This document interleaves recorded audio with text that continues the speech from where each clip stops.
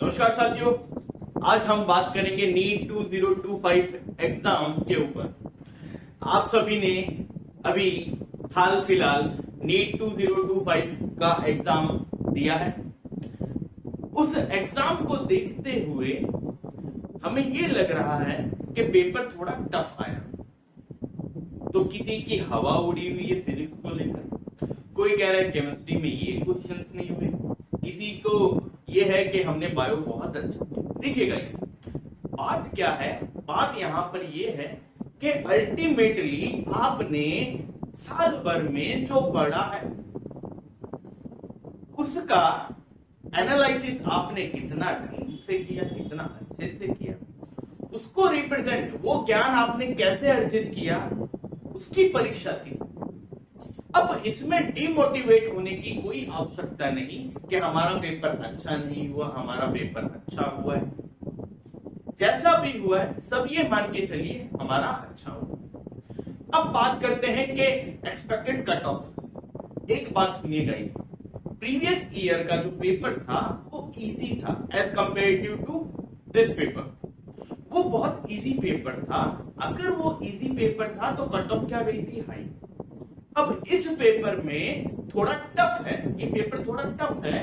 Tough का sense physics का paper थोड़ा टफ आया है, इसका मतलब ये नहीं सारा पेपर टफ है। केमिस्ट्री में कुछ क्वेश्चंस हैं जो थोड़े हट करके हैं, स्पेसिफिकली ऑर्गेनिक केमिस्ट्री को लेकर के। तो इसका मतलब ये नहीं कि सारा पेपर टफ हो गया, नहीं। अब आपका दिमाग उस समय उस वक्त पर कितना अच्छे से चला, आपको कितना अच्छे से रिकॉल हुई चीजें और आपने कैसे रिप्रेजेंट किया वहां पर, वो 3 घंटे, मतलब किसी भी एग्जाम में नॉर्मली जो 3 घंटे होते हैं उस समय आपका माइंड कैसे वर्कआउट करता है उससे पता चलता है आपका सिलेक्शन होगा कि नहीं होगा। क्योंकि साल भर में पढ़ते सभी है, 20 लाख से ज्यादा बच्चे एनरोल हुए थे इस एग्जाम में। अब उनमें से कुछ बच्चे भावी डॉक्टर्स बनेंगे, है ना, तो सभी तो नहीं बन सकते ना। डॉक्टर्स बनने का मीनिंग क्या है कि आप अच्छे से पेशेंट का इलाज कर सके। आप जितना ग्रैब करेंगे नॉलेज, उसी को तभी तो दवाइयां लिख पाएंगे, अन्यथा कैसे लिख पाएंगे। तो यहाँ पर हताश होने की जरूरत नहीं, आवश्यकता नहीं है।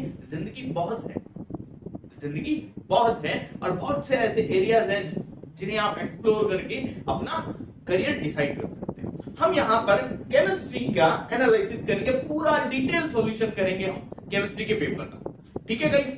यहाँ पर अगर मैं बात करता हूं कि नीट 2025 में केवल और केवल एनसीईआरटी बुक 11th और 12th केवल एनसीईआरटी बुक, क्योंकि 45 क्वेश्चन आते हैं गाइस, 180 मार्क्स, ठीक है।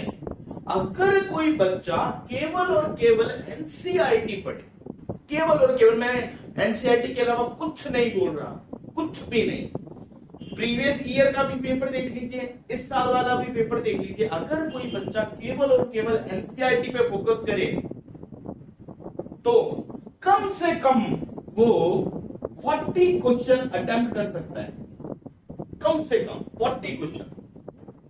ज्यादा करे और अच्छी। इस साल का जो पेपर आया उसके हिसाब से मैं बता रहा हूं, वो 40 क्वेश्चन इजीली अटेम्प्ट कर सकता है, इजीली। यानी 40 into 4 करोगे then he will obtain 160 marks, easily obtain कर सकता है 160 मार्क्स। पिछले बार में बहुत इजी था पिछले साल का पेपर, तो बच्चे पूरे के पूरे 180 मार्क्स ला रहे थे केमिस्ट्री में। मैं इस साल का बता रहा हूं, अगर किसी ने 40 क्वेश्चन एनसीईआरटी पढ़ी तो 40 क्वेश्चन करके आया, इजीली अटेम्प्ट कर सकता है। एनसीईआरटी के अलावा कुछ पढ़ने की जरूरत ही नहीं, आवश्यक है। अगर 4-5 क्वेश्चन नहीं होते तो नहीं होते। हर एग्जाम में 1-2 क्वेश्चन ऐसे होते हैं जिसमें आपको उलझाया जाता है, हार्ड बनाए जाते हैं, ताकि आप उसमें अपना टाइम वेस्ट करें। अब आपका दिमाग चलना चाहिए, हमें वो क्वेश्चन छोड़ना होता है कि उससे आगे निकलना होता है, समझे। अब हम बात करते हैं यहाँ 1 by 1 क्वेश्चन की। तो गाइस, यहाँ पर स्क्रीन पे आपको क्वेश्चन नजर आते रहेंगे, साथ ही साथ में हर क्वेश्चन जो एनसीईआरटी से बिलोंग कर रहा है, एनसीईआरटी में किस चैप्टर का है, किस पेज पर, किस पैरा से क्वेश्चन बनाया गया है, वो आपको स्क्रीन पर दिखता चलेगा। तो उसको आप एनालिसिस, ताकि आगे भविष्य में जब भी कोई नया बच्चा जब नीट का एग्जाम दे तो उसके लिए ये चीजें महत्वपूर्ण होनी चाहिए कि नीट का एग्जाम क्वालिफाई करने के लिए केमिस्ट्री को इस तरीके से पढ़ना है, समझे। तो मैं यहाँ पर one by one question apply करता हूं। क्वेश्चन नंबर फर्स्ट जो आपको स्क्रीन पे दिख रहा होगा, मैं पढ़ता हूं। क्या है? The ratio of wavelength of light absorbed by a hydrogen atom when it undergoes an, यानी क्या बोल रहा है कि n बराबर 2 से n बराबर 3 में कोई इलेक्ट्रॉन जा रहा है, फिर n बराबर 4 से n बराबर 6 में कोई इलेक्ट्रॉन जा रहा है। तो यहां पर इनका जो वेवलेंथ है इनका रेशियो निकालना है। तो सबसे पहली बात यह आती है कि लैम्डा हमें निकालना है, वेवलेंथ निकालना है, यानी तरंग दैर्ध्य निकालनी है। तरंग दैर्ध्य निकालने के लिए सिंपल, छोटी क्लासेस में भी आपने फॉर्मूला पढ़ा है, u equals to c by lambda होता है। आपको चाहिए लैम्डा, तो लैम्डा का फॉर्मूला बन जाएगा c बाय न्यू। अब न्यू का फॉर्मूला एटॉमिक स्ट्रक्चर वाले चैप्टर में आप लोगों ने पढ़ा है। वो क्या होता है? वो होता है, यहां लिख रहा हूं मैं, 3.29 into 10 to power 15 1 upon ni square upon 1 upon nf square। ठीक है गाइस, ये होता है। अब आपको क्या करना है, यहां पर ये वैल्यू पुट ऑन करनी है और यहां पर रेशियो निकालना है। रेशियो निकालना है, दैट मींस ये कांस्टेंट है, ये वैल्यू भी क्या है? कांस्टेंट है। ये तो कैंसिल हो जाएगी, तो 2 से 3, लैम्डा 2 से 3 और लैम्डा 4 से 6, इनका अगर रेशियो में निकालूं तो ये कुछ आएगा। तो देखिए गाइस, ये c बाय 3.29 देखिएगा इंटू 10 की घात 15, ये 1 upon ni square minus 1 upon nf square.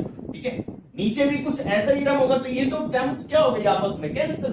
तो मेरे पास जो बचा वो कुछ ये बचा कि 1 अपॉन n2 लिख दूं 2 से 3 के लिए, यानी n2 का स्क्वायर माइनस 1 अपॉन n3 का स्क्वायर, ये हुआ n4 का स्क्वायर माइनस n6 का स्क्वायर। अब आपको क्या करना है, इनकी वैल्यू जो लिख रखी है मैंने ये पुट ऑन कर दूं तो आपके पास आंसर आएगा n। यहां पर 2 का स्क्वायर मतलब 4 माइनस 3 का स्क्वायर मतलब 9, फिर नीचे 4 का स्क्वायर मतलब 16, 4 का स्क्वायर 16। अब देखिए गाइस, मैं इसको ऐसे भी लिख सकता हूं ना, 1/4, 4 को स्क्वायर का मतलब क्या होगा, 4 को 2 बार लिख दिया, मैं ऐसे लिख दे रहा हूं, माइनस 6 को 2 बार लिख दूं, 6 इंटू 6। ठीक है, लिख सकता हूं। तुम चाहो तो ऐसे लिख दो, वरना आप लोग चाहो तो पूरा ये लिख दो कैलकुलेट करके। ठीक है, अब ये रेशियो चल रहा है। अब 1/4 और 1/9 ऊपर है, नीचे देखिए अगर मैं कॉमन ले लेता हूं, क्या मैं 4 कॉमन ले लेता हूं तो यहां पर कितना बचा 4, यहां 9 की टेबल से ये कटा, मतलब 4 की टेबल से 9 टाइम्स कटा, तो ये टर्म्स क्या हो गई आपस में कैंसिल। कैंसिल होने के बाद क्या आया 2/3 लैम्डा 4/6, ये बचा आपका गाइस, ये 4 ऊपर गया 4। अब देखिए 2 से 3 का और 4 से 6 का रेशियो 4 आ रहा है। अब अपने को पूछा क्या, बस वो देख लीजिए कि ratio of wavelength of light absorbed by a hydrogen when it undergoes 2 से 3 और 4 से 6 में जाने में जो रेशियो आएगा वो क्या आएगा 4।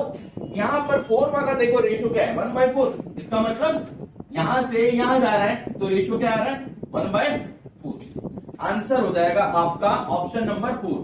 ऑप्शन नंबर 4 आपका आंसर है। अब देखिए हर कोड का अलग है, आप लोग आंसर याद रखिए। सिंपली अगर आपको आंसर चाहिए इस क्वेश्चन का, जैसे ये मेरा 46 नंबर क्वेश्चन है, क्वेश्चन नंबर 46 है, क्वेश्चन नंबर 46 का जो ऑप्शन है करेक्ट ऑप्शन वो है 4, सॉरी हाँ 4। इसका आंसर जो रहेगा वो है 1/4। आप लोग इस तरीके से देखिए ताकि एनटीए जब आंसर की रिलीज करे तो आपको पता चले। ये सॉल्यूशन था बेटा।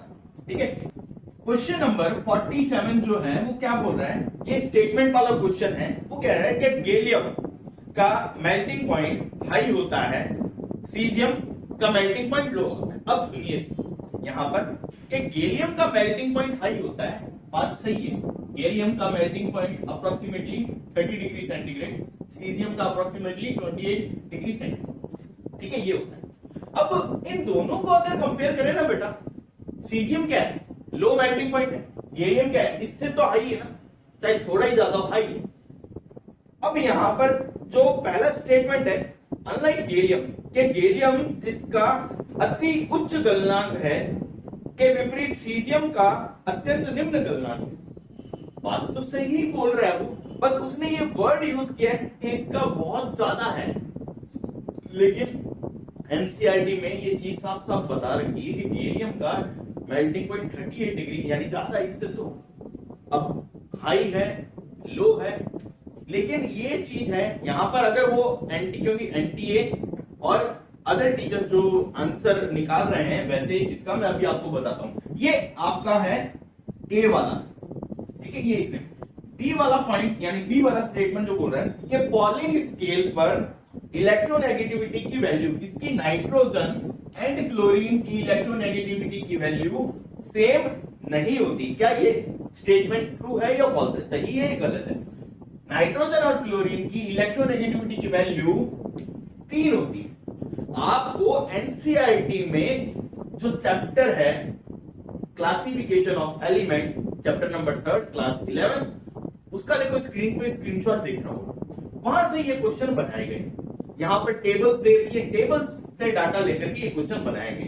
तो बताइए कि एनसीईआरटी के हैं कि नहीं। अभी धीरे धीरे हम आगे चलेंगे, आपको पता चलता जाएगा कि वाकई एनसीईआरटी को अगर ढंग से पढ़ा जाए तो इजीली क्रैक किया जा सकता है। मैं सिर्फ केमिस्ट्री की बात कर रहा हूं, I am not talking about physics, I am not talking about biology, I am just talking about chemistry. Okay, कि भाई यहां तो इनकी सेम होती है, लेकिन स्टेटमेंट है आपके पास नॉट सेम, सेम होती है, तो ये तो क्या हो गया बेटा, फॉल्स। अब इसका ट्रू है या फॉल्स है? मेरे नजर में मैं इसको क्या मानता हूं, ट्रू। अब अगर ये वर्ड नोट किया जाए ना कि इसका गैलियम का मेल्टिंग पॉइंट बहुत ज्यादा है, has very high melting point, then ये चीज क्या हो जाएगी, फॉल्स। क्योंकि वेरी हाई का मतलब तो क्या है, बहुत ज्यादा होना, 30 से भी ज्यादा, लगभग फॉर एग्जांपल 100 या 200 डिग्री आसपास पहुंच जाए तब वो वेरी हाई है ना। तो इस वर्ड को हम छोड़ते हैं एक बार। सी स्टेटमेंट जो आपको दे रखा है वो ये दे रखा है कि आइसो इलेक्ट्रॉनिक स्पीसीज है, यानी सब इलेक्ट्रॉनिक श्रेणियां हैं। कौन कौन है, आर्गन है, पोटेशियम आयन है, क्लोराइड आयन है, कैल्शियम आयन है और सल्फाइड आयन है, कि ये सब आइसो इलेक्ट्रॉनिक स्पीसीज है या नहीं है। तो हम देखेंगे इन सब में नंबर ऑफ इलेक्ट्रॉन कितने, 18। इलेक्ट्रॉनों की संख्या कितनी है, 18, यानी आइसो इलेक्ट्रॉनिक स्पीसीज है, सब इलेक्ट्रॉनिक स्पीसीज है। तो ये भी क्या हुआ गाइस, ट्रू हुआ। डी वाला स्टेटमेंट देखा जाए, the correct order of first IP enthalpies, वो आपको क्या बोल रहा है कि सोडियम है, मैग्नीशियम है, एल्यूमिनियम है और सिलिकॉन है, इनका करेक्ट ऑर्डर वो दे रहा है आपको, क्या है, silicon, aluminium, magnesium and sodium, वो कह रहा है ये होता है करेक्ट ऑर्डर आईपी का। अब अगर आपको ध्यान हो कि हमने जनरल ट्रेंड अगर देखा जाए कि लेफ्ट टू राइट चलने पर एटॉमिक साइज क्या होता है गाइस, घटता है, डिक्रीज होता है, आईपी की वैल्यू क्या होती है, बढ़ती है, उसके हिसाब से तो सही है, लेकिन ये जनरल ट्रेंड है। एक्सेप्शन की बात हम करें, अगर हम कंसेप्ट अप्लाई करें, क्या है कि यहां पर देखिए मैग्नीशियम बिलोंग्स टू कौन सा ग्रुप गाइस, देखो सोडियम, मैग्नीशियम, जैसे ही मैग्नीशियम आया तो ये हुआ ग्रुप 2, ये हुआ ग्रुप 13। ग्रुप 2 का कॉन्फ़िगरेशन होता है गाइस क्या, NH2, ग्रुप 13 का NH2 NP1, ये होता है। यहां से एक इलेक्ट्रॉन निकालना इजी, यहां से इलेक्ट्रॉन निकालना थोड़ा मुश्किल, इसलिए इसकी आईपी क्या होगी, हाई, इसकी आईपी क्या होगी, लो।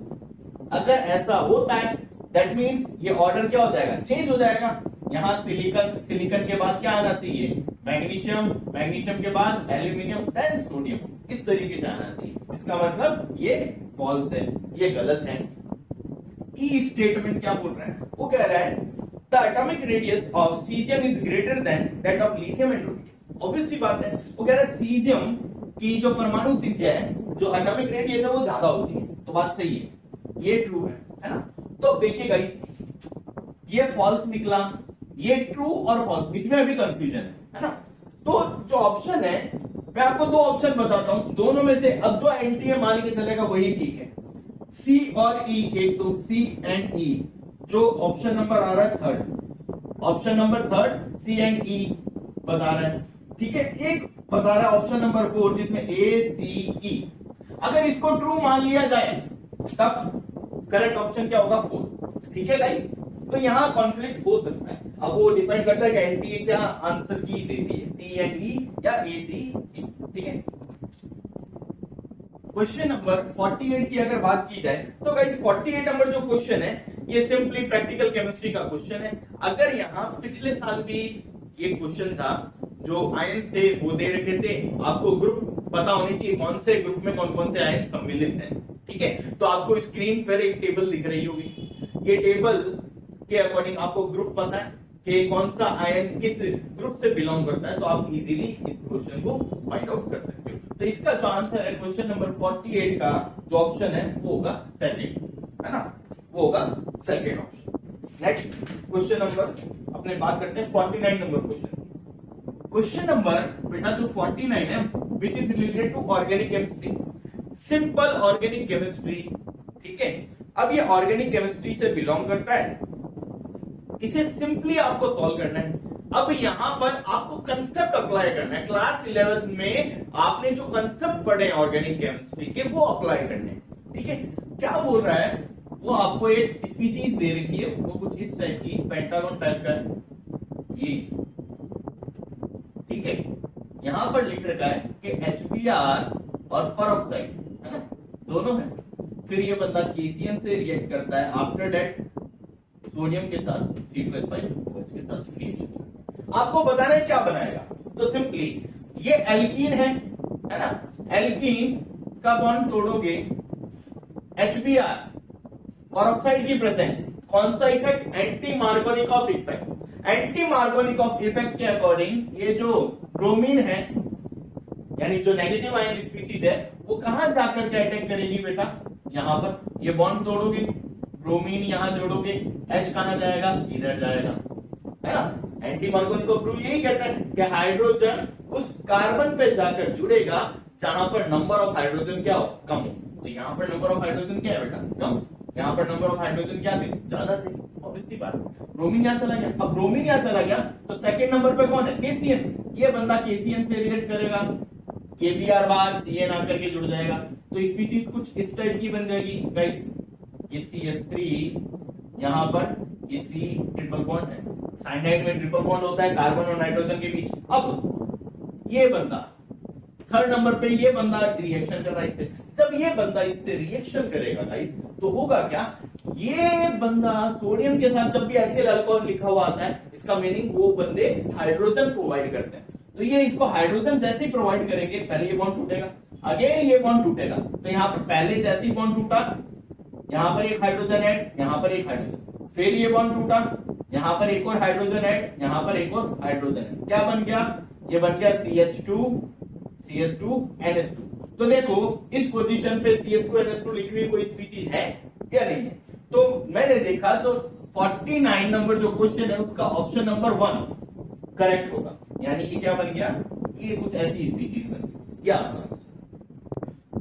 क्वेश्चन नंबर 50 की अगर बात करें, क्वेश्चन नंबर 50 में वो बोल रहा है कि He+ आयन और Li+2 आयन के लिए बोहर रेडियस और बोहर एनर्जी फाइंड आउट करिए, ठीक है।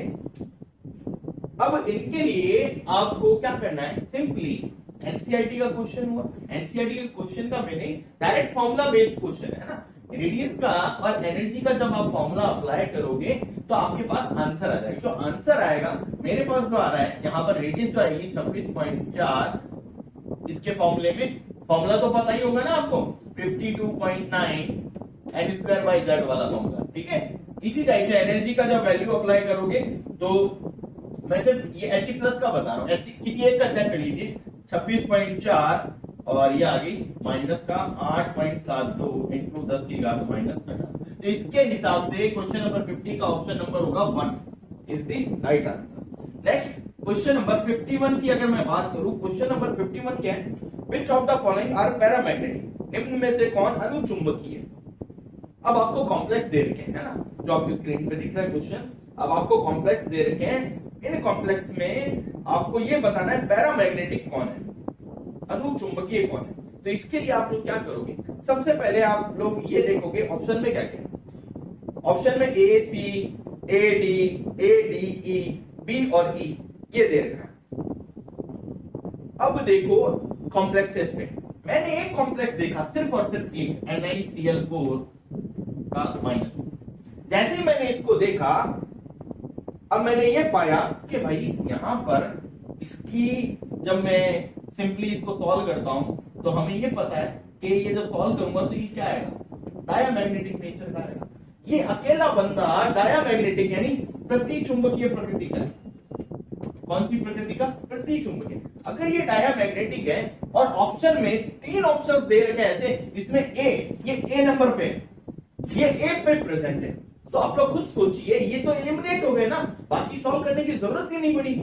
First, third, fourth option deleted, neglected, तो बचा क्या, बी एंड ई, जो ऑप्शन नंबर सेकंड बता रहा है। तो ये है कि हमें ज्यादा दिमाग चलाने की जरूरत नहीं है, एक ऑप्शन को देखा और आंसर फटाक से आ गया। समझ गए गाइस। नेक्स्ट क्वेश्चन नंबर 52, अच्छा क्वेश्चन है ये। क्वेश्चन नंबर जो 52 है ये भी गाइस एनसीईआरटी फिर डी ब्लॉक चैप्टर, ठीक है, पेज आपको दिख रहा है, यहां से ये क्वेश्चन बनाया गया है। क्वेश्चन क्या है, वो ये बोल रहा है नाइट्रोजन फॉर्म अमोनिया, ठीक है, आर्सेनिक कैन फॉर्म आर्साइन। अब ऑब्वियस सी बात है ये हाइड्राइड की बात कर रहा है कि ग्रुप 15 के जो एलिमेंट है वो हाइड्राइड और ऑक्साइड का फॉर्मेशन करते हैं। हाइड्राइड जो बनाते हैं वो गाइस होते हैं EH3 टाइप के, ऑक्साइड जो बनाते हैं वो गाइस हो जाते हैं आपके E2O3 एंड E2O5। ये नहीं होता है, यानी पेंटा ऑक्साइड और ट्राई ऑक्साइड ये बना। अब इनको लेकर के इसने क्वेश्चन बनाया है, अब उसको सॉल्व करना है। क्या एंटीमनी, सेकंड स्टेटमेंट जो बोल रहा है कि antimony can not form antimony penta. अरे ग्रुप 15 में एंटीमनी एस भी आता है, अगर आता है तो वो पेंटा ऑक्साइड तो बनाएगा ही ना, तो ये गलत हो गया चीज। सेकंड स्टेटमेंट तो इजीली गलत हुआ, फर्स्ट स्टेटमेंट सही है। फर्स्ट स्टेटमेंट सही है इसलिए क्योंकि इसने बोला है कि नाइट्रोजन अमोनिया फॉर्म करता है, आर्सेनिक आर्सीन फॉर्म करता है, ठीक है, ऑब्वियस सी बात है सही है, वो इसी टाइप का हाइड्राइड बना रहा है ये दोनों। और जो एंटीमनी है वो पेंटा ऑक्साइड बनाता है, लेकिन ये बोल रहा है नहीं बनाता, इसका मतलब ये चीज तो क्या हो गया, गलत हो गया ना वो ऑप्शन में। तो स्टेटमेंट 2 फॉल्स हो गया, स्टेटमेंट फर्स्ट सही है, तो आंसर होगा स्टेटमेंट फर्स्ट सही है, स्टेटमेंट 2 इनकरेक्ट है, ऑप्शन नंबर 2, ठीक है। नेक्स्ट क्वेश्चन नंबर 53, आप लोग स्क्रीन पे देखते रहना guys. Which of the following electronic configuration belong to main group? अब मेन ग्रुप कौन होता है, अब मेन ग्रुप तो आपको पता होना चाहिए ना, पीरियोडिक टेबल में ये पीरियोडिक टेबल हो गई भाई अपनी, ये पीरियोडिक टेबल हो गई, ये S हुआ, ये P हुआ, इन दोनों को मिलाकर के मेन ग्रुप एलिमेंट या रिप्रेजेंटेटिव ग्रुप एलिमेंट है ना, ये बोला जाता है। अब इसमें आपको ये बोला गया है इनका इलेक्ट्रॉनिक कॉन्फ़िगरेशन क्या होता है, तो यार S और P, S का होता है NS122 यानी ग्रुप 1 का NS1, ग्रुप 2 का NS2। P ब्लॉक जो है वो होता है NS2 एंड P126, ये होता है। ये कॉन्फ़िगरेशन जहां दिख रहा है वो क्या है, मेन ग्रुप एलिमेंट्स का, बस ये देख लो। ए ऑप्शन पे 3s1 दे रखा है, ठीक है, इसका मतलब ये मेन ग्रुप से बिलोंग करता है। बी ऑप्शन डी आ रहा है बीच में, 3D3 मतलब नहीं होगा, 4D10 सी पे नहीं होगा, फिर डी ऑप्शन पे 3D10 आ रहा है नहीं होगा, फिर ई ऑप्शन में 6D72 आ रहा है तो ये भी नहीं होगा। अब अगर ये भी नहीं होगा तो यहाँ पर लास्ट इलेक्ट्रॉन देखना है, ठीक है, लास्ट इलेक्ट्रॉन देखो कहां जा रहा है, 3s1 में जा रहा है, ठीक है, मतलब एक जो ऑप्शन है ए नंबर पे 3s1 वाला वो सही है, बी पे लास्ट इलेक्ट्रॉन एस में जा रहा है, फिर जो सी ऑप्शन जो है उसमें लास्ट इलेक्ट्रॉन पी में जा रहा है गाइस, किस में जा रहा है, पी लो, हम तो लास्ट इलेक्ट्रॉन का देखेंगे, ए और सी बस ये दो ही है, जिसमें जा रहा है इलेक्ट्रॉन, यानी ऑप्शन नंबर 2 ए और सी सही होंगे, बाकी गलत। क्वेश्चन नंबर 54 यहां कर देते हैं। Question number 54 Dalton atomic theory से, सिंपल डाल्टन एटॉमिक थ्योरी, वो भी एनसीईआरटी स्टार्टिंग चैप्टर है ना, एटॉमिक स्ट्रक्चर का स्टार्टिंग चैप्टर का उठा रखा है, आपको दिख रहा होगा। अब इसमें क्या बोल रहा है, कौन सा लॉ फॉलो करता है, law of conservation mass of law conservation follow करता है, कांस्टेंट प्रोपोर्शन फॉलो करता है, मल्टीपल प्रोपोर्शन भी फॉलो करता है, गैसियस वॉल्यूम नहीं करता, बाकी सब करता है। और इसने यही तो पूछा है, कुड नॉट एक्सप्लेन, डाल्टन की जो थ्योरी है वो कौन से लॉ को एक्सप्लेन नहीं कर पाती, तो वो है गैसियस वॉल्यूम। गैसियस वॉल्यूम यानी ऑप्शन नंबर हो गया आपका 4, क्वेश्चन नंबर 54 का आंसर 4। नेक्स्ट क्वेश्चन नंबर 54 की, अगर सॉरी 54 तो हो गया ना, क्वेश्चन नंबर 55, क्वेश्चन नंबर 55 की बात करते हैं। बहुत अच्छा क्वेश्चन है, कई बच्चे इसमें हो सकता है अटके होंगे। किस टाइप से है क्वेश्चन देखिएगा। ये दे रहा है कि O2 है आपके पास, मैं इसको सिंपली ऐसे करूं, O2 है, हाइड्रोजन पेरोक्साइड है, सल्फ्यूरिक एसिड है। अब यहाँ पर आपको ऑक्सीडेशन स्टेट निकालनी है इन बंदों की, ठीक है। अब हुआ क्या होगा, नॉर्मली हम जब ऑक्सीडेशन स्टेट निकालते हैं वो कुछ इस टाइप से निकालते हैं, जैसे मैं इसकी निकाल के बताऊं तो हम ऐसे लिखेंगे 2 + 1, इसको x माना, 4 × -2 बराबर 0, ठीक है। यहाँ x का वैल्यू फाइंड आउट करेंगे, 4 2 = 8, माइनस का उधर जाएगा, ये प्लस का, ये 2 माइनस का उधर, तो आया प्लस का। हम इस तरीके से फाइंड आउट करें, बात सही है। तो यहाँ सल्फर का जो ऑक्सीडेशन स्टेट है +6 है, बात सही है, लेकिन यहाँ ऑक्सीजन का और यहाँ पोटेशियम का निकालना है, तो वो क्या होगा। अब उसको अगर मैं इस तरीके से करूं इन दोनों को, तो मेरा गलत हो जाएगा, तो मेरा गलत हो। मैं तरीका बताता हूं आपको किस तरीके से ऑप्शन बिठाए गए इसमें, बहुत अच्छे बिठाए। अगर इस तरीके से इसका किया जाए तब देखिएगा क्या होगा।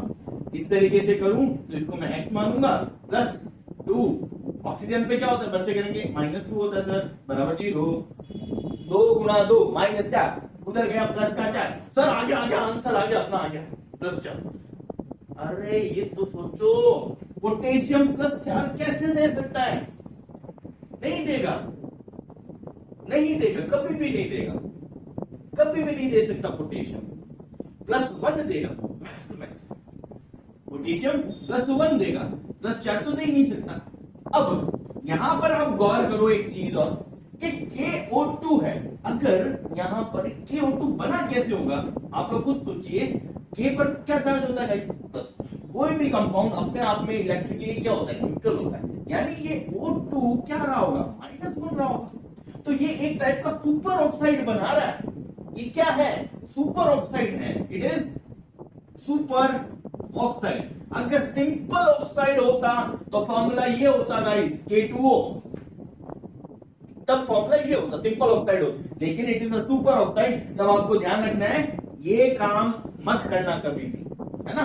तो यहां पर जो वैल्यू आएगी पोटेशियम की वो आएगी गाइस +1, ठीक है। इसी टाइप से ये है पर ऑक्साइड, इट इज पर ऑक्साइड। अगर ये पर ऑक्साइड है तो इसका क्या होगा, अगर आप सॉल्व करोगे इस तरीके से, तो ये प्लस का 1 +2x बराबर 0, इसको सॉल्व करोगे गाइस आपके पास आएगा माइनस, तो आंसर जो निकलेगा +1 -1 और फिर क्या हुआ गाइस +6। ये ऑप्शन देख लीजिएगा आप किसमें, क्योंकि सबका कोड अलग अलग है ना पेपर का।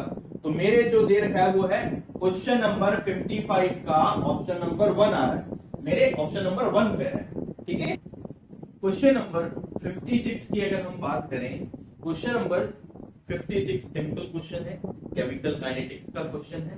आप इसे इजीली कर सकते हो, क्योंकि एनसीईआरटी में हमें ऐसे क्वेश्चन देखने को मिलेंगे एक्सरसाइज में, ठीक है, इजीली किया जा सकता है। और थोड़ी सी कैलकुलेशन, हल्की सी कैलकुलेशन देखिए क्या है, वो ये कह रहा है आपको हाफ लाइफ पीरियड दे रखी है फर्स्ट ऑर्डर रिएक्शन के लिए, वो है कितनी, 1 मिनट, ठीक है। Then this time required for 99.9% completion of reaction is closest. इसका मीनिंग क्या हुआ, मैं दोबारा पढ़ता हूं। If the half life for a first order reaction is 1 minute, वो कह रहा है half life period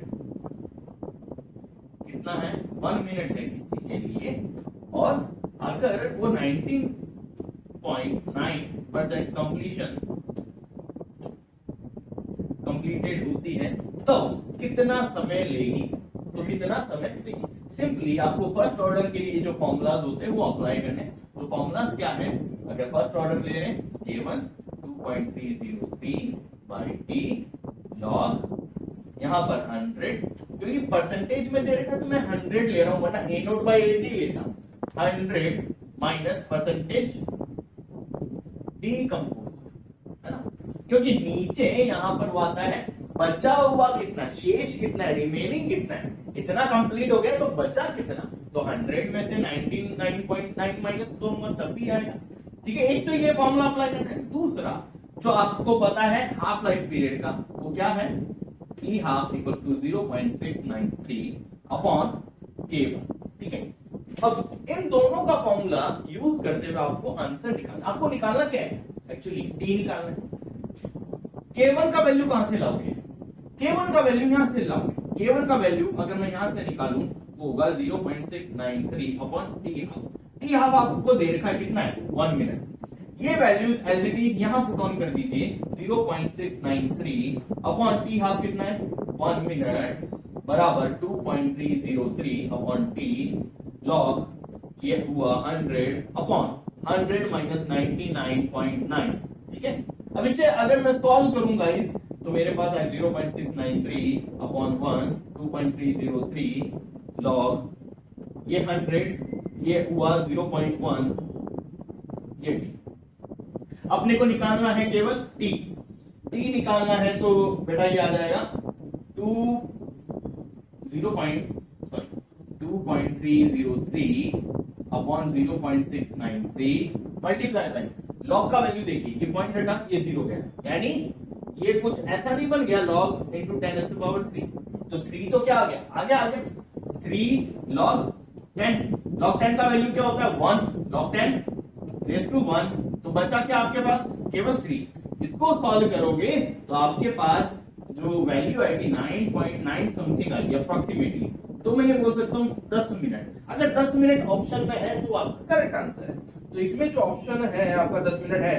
question number 56 का जो ऑप्शन दिया हुआ है मेरे, वो है ऑप्शन नंबर 4, इसकी करेक्ट आंसर जो कि है 10 मिनट। ठीक है, क्वेश्चन नंबर 57 की बात करते हैं।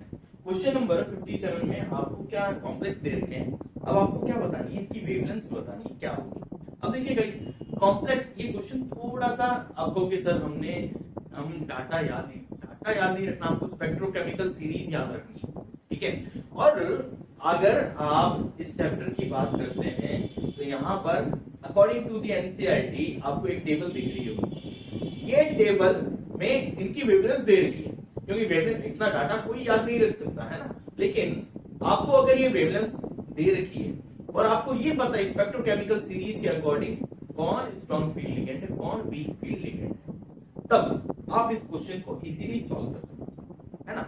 अब आप लोग डाटा देखते रहिए और जो स्पेक्ट्रोकेमिकल सीरीज है उसको देखते रहिए। आपको ये पता होना चाहिए इन 4 कॉम्प्लेक्सेस में कौन स्ट्रॉन्ग फील्ड लिगेंड है कौन वीक फील्ड लिगेंड है। Strong field ligand weak field ligand के लिए आप लोग एक चीज याद रखिए, कार्बन सॉक्स ये होते हैं वीक फील्ड लिगेंड, ये होते हैं स्ट्रॉन्ग फील्ड लिगेंड। अगर स्पेक्ट्रोकेमिकल सीरीज याद नहीं रख सकते तो आप लोग ये याद रखें, है ना, सिंपल।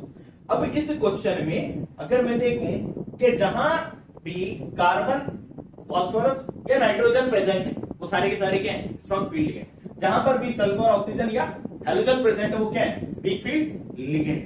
ठीक है, तो यहाँ पर इसके अकॉर्डिंग जब मैं सॉल्व करता हूं तो मेरे को देखने को मिलता है, आप डाटा देखिएगा और मैच करवाइएगा, मेरे को देखने को मिलेगा कि ए ऑप्शन पे है अमोनिया का कॉम्प्लेक्स, यानी ammonia as a ligand work कर रहा है, मैं इसलिए ऐसे बोल रहा हूं अमोनिया का कॉम्प्लेक्स, बी पर है साइनाइड का कॉम्प्लेक्स, सी पर है वाटर का कॉम्प्लेक्स विद कॉपर, डी पर है वाटर का कॉम्प्लेक्स विद टाइटेनियम। तो यहां जब मैं अरेंज करूंगा वो आएगा बी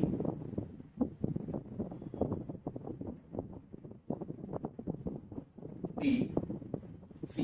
ये जो है गाइस वो है ऑप्शन नंबर, मेरे जो दे रखा है वो ऑप्शन नंबर 2 है।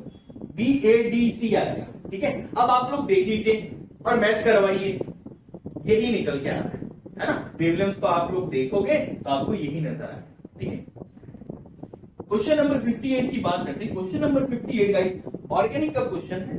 सिंपल आपको जीआई के बारे में बता रहा है, मतलब सिस और ट्रांस आइसोमर पूछे तो आपको यहाँ ज्योमेट्रिकल यानी जीआई की कंडीशंस पता होनी चाहिए, है ना। ज्यामितीय समवर्तता की कंडीशंस शर्तें पता होनी चाहिए। क्या? एक तो डबल बॉन्ड होना चाहिए, रेस्ट्रिक्टेड रोटेशन होना चाहिए ना। दूसरा, डबल बॉन्ड के दोनों तरफ जो कार्बन प्रेजेंट है उससे डिफरेंट एटम जुड़े हुए हैं, अलग अलग परमाणु या डिफरेंट डिफरेंट ग्रुप मैं बोल सकता हूं जुड़े हुए होने चाहिए। ये दो कंडीशन जीआई है। अगर कोई साइक्लिक स्ट्रक्चर है उसके लिए क्या होता है? साइक्लिक स्ट्रक्चर है तो उससे जो कार्बन से जो ग्रुप अटैच्ड है, मान लीजिए ए और बी, जो ग्रुप अटैच्ड है वो सेम प्लेन में अगर हो तब तो वो सिस है, और डिफरेंट प्लेन में हो तब वो ट्रांस। बस सिंपल ये साइक्लिक की कंडीशन, इसके अकॉर्डिंग ये क्वेश्चन आपका सॉल्व होगा। तो देखिए हम बात करते हैं सबसे पहले पेंट वन इन की। आपको सिंपली ये बताना है कि किसमें सिस और ट्रांस आइसोमर होगा और किसमें नहीं होगा। पेंट वन इन यानी 1 2 3 4 5 पेंट वन इन मतलब चाहे इधर का चाहे इधर का, किसी पर भी लगा दीजिए। अब इसकी वैलेंसी कंप्लीट करोगे तो H यहां पर कंप्लीट करोगे तो भाई ये एक H वापिस यहां पर आ जाएगा, ये H2 CS2 और ये CS2। ठीक है, अब देखिए ये कार्बन इसके एक तरफ सेम ग्रुप, इसका मतलब ये जीआई शो नहीं करेगा। सेकेंड, 2 मिथाइल हेक्स 2 हेक्स बनाइए पहले, 1 2 3 4 5 6 हेक्स 2 इन 1 2। कहां बनाऊं? यहां बनाऊं या यहां? मान लीजिए यहां बना देता हूं हेक्स 2 इन, तो ये तो 1 पे काउंट होगा तो मैं यहां बना देता हूं, ये 2 पे काउंट होगा यानी 1 2, इधर से चला तो 1 2, इधर काउंट होना चाहिए तो यहां बना दिया मैंने। फिर उसके बाद ये बोल रहा है 2 पर मिथाइल है, इस पर क्या है गाइस? मिथाइल है। अब इसकी वैलेंसी देखिए 1 2 3 कंप्लीट, इधर ये लगा हुआ है CH3, इधर भी CH3। अब आप लोग खुद देख लीजिए इस कार्बन के एक तरफ क्या है? सेम टाइप के ग्रुप, इसका मतलब ये जीआई शो नहीं करेगा। Next 1 dimethyl cyclopropane, 1 dimethyl cyclopropane, cyclopropane बनाइए। ये मान लीजिए मैंने ये बना दिया साइक्लोप्रोपेन, ये हुआ साइक्लोप्रोपेन। अब कहीं पर भी डाइमिथाइल, ये लो 1 पे डाइमिथाइल। ठीक है, अब यहां डाइमिथाइल बना दिया मैंने, और मान लीजिए ये कार्बन पकड़ा मैंने, इस कार्बन पे एक वैलेंसी यहां इस कार्बन से जुड़ी, एक वैलेंसी यहां इस कार्बन से जुड़ी, तो 2 वैलेंसी क्या लगेगा इसकी? खाली। कुछ ऐसा होगा। तो यहां पर ये देखिए गाइस कि 1 क्या है? 1 डाइमिथाइल जो है 1 डाइमिथाइल साइक्लोप्रोपेन जो है, क्या वो जीआई की कंडीशन फुलफिल कर रहा है या नहीं कर रहा? क्या है यहाँ पर?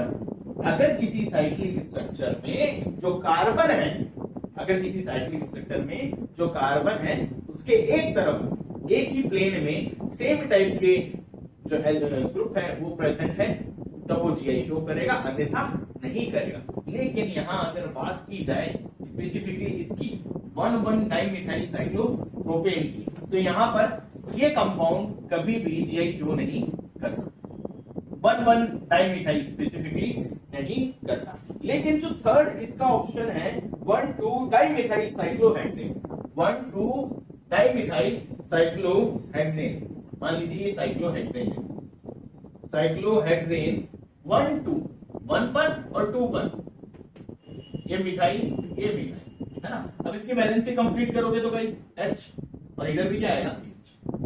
ये क्या करेगा? जीआई शो करेगा। तो ऑप्शन नंबर आपका जो फोर्थ है क्वेश्चन का, फोर्थ ऑप्शन क्या हो जाएगा? 58 नंबर क्वेश्चन का फोर्थ ऑप्शन आपका राइट होगा। 58 नंबर का जो करेक्ट ऑप्शन होगा वो 4 होगा। ठीक है, correct answer is 1 2 dimethyl cyclohexane. ठीक है, क्वेश्चन नंबर 59 जो है गाइस उसकी बात करते हैं। 59 गाइस जो क्वेश्चन है वो आपका इक्विलिब्रियम चैप्टर से है, जो आपको स्क्रीन पे दिख रहा है। ये साफ साफ एनसीईआरटी की जो थ्योरी है वहां से उठाया गया है, वहां से क्वेश्चन बनाया गया है, मेकिंग की गई है ना। मैं हर क्वेश्चन का आपको बताता चल रहा हूँ, आप लोग देखते रहना। किसी किसी क्वेश्चन में हो सकता है मैं नहीं बोल रहा कि ये एनसीईआरटी का ही, लेकिन आपको स्क्रीन पे दिखता रहेगा, जो स्क्रीनशॉट्स है वो दिखते रहेंगे, आप लोग वो देख लीजिएगा, ठीक है। इस क्वेश्चन की बात करें तो सिंपली ये बोल रहा है कि फॉस्फोरिक एसिड जो है वो आयोनाइज होता है 3 स्टेप में। जब वो आयोनाइज होता है, आयनीकृत होता है, तो वहां पर जो उसके कांस्टेंट्स है वो Ka1, Ka2, Ka3 है। सिंपल ये। तो आपको इनमें से जो स्टेटमेंट, 4 स्टेटमेंट है A B C D, in statement को देखना और बताना है कौन कौन सा स्टेटमेंट सही है, कौन कौन सा स्टेटमेंट गलत है ना। ए स्टेटमेंट जो दे रखा है वो ये दे रखा है कि log K बराबर होगा log Ka1 plus log Ka2 plus log Ka3। क्या ये चीज सही है? आपको ये बताना। तो एनसीईआरटी में जब आप लोग ये पढ़ोगे तो के नेट के बारे में आपने पढ़ा होगा, वो ये होता है Ka1 multiply by Ka2 multiply by Ka3। इसका जब लॉग लोगे तो यही निकल के आएगा आपके पास, यही निकल के आएगा। तो इसका मतलब ए तो सही है, ये करेक्ट है। बी ये बोल रहा है H3PO4 is stronger acid than H2PO4 minus and HPO4 minus. क्या ये बात सही है क्या गलत है? आपको ये देखना है। तो गाइस ये भी एनसीईआरटी में लिखा हुआ, सिंपल लिखा हुआ कि H3PO4 stronger acid than H2PO4 minus HPO4 minus, है ना। अब बात आती है ऐसा क्यों है, ऐसा क्यों है? वो एनसीईआरटी में साफ साफ लिखा है कि भाई ये प्रोटॉन यानी H प्लस इजीली डोनेट नहीं कर पाएगा, ये इजीली डोनेट कर रहा है, इसलिए स्ट्रॉन्गर एसिड है। इसमें थोड़ी दिक्कत आएगी, इसमें और भी दिक्कत आएगी, इसलिए वो भी ये स्ट्रॉन्ग। ठीक है, सिंपल। यानी जो स्टेटमेंट बी है वो भी सही है। सी स्टेटमेंट की बात करें, वो ये कह रहा है Ka1 is greater, Ka1 is greater K than K2 than K3। क्या ये बात सही है? एनसीईआरटी में आप लोग जब देखोगे तो आपको एक टेबल नजर आ रही होगी, उन टेबल में इनके डाटा है, उसके अकॉर्डिंग देखा जाए तब भी सही है। और पॉलीप्रोटिक जो एसिड होते हैं, जो 2 या 2 से ज्यादा में अगर बात करूं तो हाइड्रोजन या प्रोटॉन डोनेट करते हैं, उनके लिए हमेशा ध्यान रखना उनका जो फर्स्ट यानी जो Ka1 होता है उसका वैल्यू हमेशा हाई होगा एज कंपेयर टू आगे वाले। सेकंड और थर्ड जो कांस्टेंट होंगे उनसे ज्यादा होगा, हमेशा ध्यान रखना। तो ये स्टेटमेंट भी सही है। नेक्स्ट स्टेटमेंट डी, वही कह रहे हैं Ka1 जो है Ka3 प्लस Ka2 का एवरेज है। अब ये चीज आपको पता चलनी चाहिए, ये होगा क्या? तो यहां पर डाटा काम आएगा। ये चीज अगर ज्यादा है, ये चीज क्या है गाइस, कम है, तो ऑब्वियस सी बात है हम बता नहीं सकते कि ये चीज सही है या गलत है। लेकिन जब आपको डाटा याद रहेगा, थोड़ा सा देखा हुआ होगा, तब आप लोग बता सकते हो ये एवरेज कभी भी नहीं है। तो डी ऑप्शन क्या है? रॉन्ग है, गलत है। सही ऑप्शन क्या है आपका? A B C. तो ऑप्शन नंबर, क्वेश्चन नंबर 59 का जो होगा ए बी सी वाला जो हो गया option fourth, option number 4, 59 number question. ठीक है। क्वेश्चन नंबर 60 ऑर्गेनिक का क्वेश्चन है, डायरेक्टली फ्रॉम एनसीईआरटी। सिंपली क्या पूछा है आपको? 4 ऑप्शन है, 4 रिएक्शंस दे रखी है। उनमें सबसे पहले दे रखा है, जैसे फॉर एग्जांपल इसे ऐसे समझ लीजिए, RCOO Na टाइप का कोई बंदा दे रखा है, ये सोडा लाइन से क्या कर रहा है, रिएक्शन कर रहा है, इसे हीटअप किया जा रहा है, तो क्या बनेगा? यहाँ R की जगह बस ये है फेनिल रिंग है, यानी R की जगह में AR लिख दूं, समझ जाओगे? AR का मतलब क्या होगा? बेंजीन की रिंग है ना। आपको ये बताना, ये बंदा जब इससे रिएक्शन करेगा तो क्या बनेगा? ठीक है, क्या बेंजीन बनेगा या नहीं बनेगा? तो ऑब्वियस सी बात है, ये जब रिएक्शन करेगा तो क्या बनेगा? बेंजीन बनेगा। सेकंड ऑप्शन जो दे रखा है कि नॉर्मल हेक्सेन है, आपके पास क्या है गाइस? नॉर्मल हेक्सेन है, ये रिएक्शन कर रहा है कैटलिस्ट MnO3 की प्रेजेंस में एक पर्टिकुलर टेम्परेचर और एक पर्टिकुलर प्रेशर पे। तो आपको हमेशा ध्यान रखना है, ये एनसीईआरटी में लिख रखी है, ये रिएक्शन साफ साफ ये हमेशा क्या बनाएगा? सेम बेंजीन, ये डबल इन्वर्टेड कॉमास का मतलब सेम है ना, डिट्टो।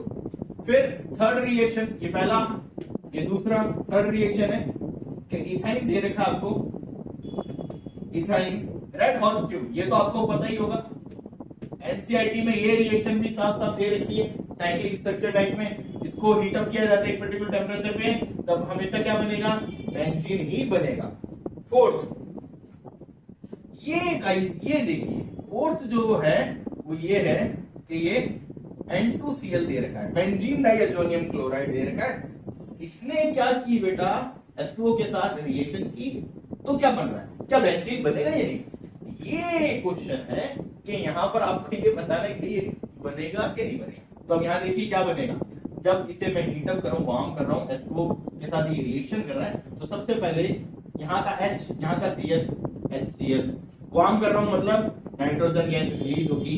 और यहाँ पर क्या बचा, H तो यहाँ जुड़ गया ना, HOH ये तो निकल गया, OH बचा ना, OH जाकर के यहाँ पर, तो यहाँ पर क्या बनता है, बेंजीन नहीं फिनॉल बनता है, फिनॉल बनता है।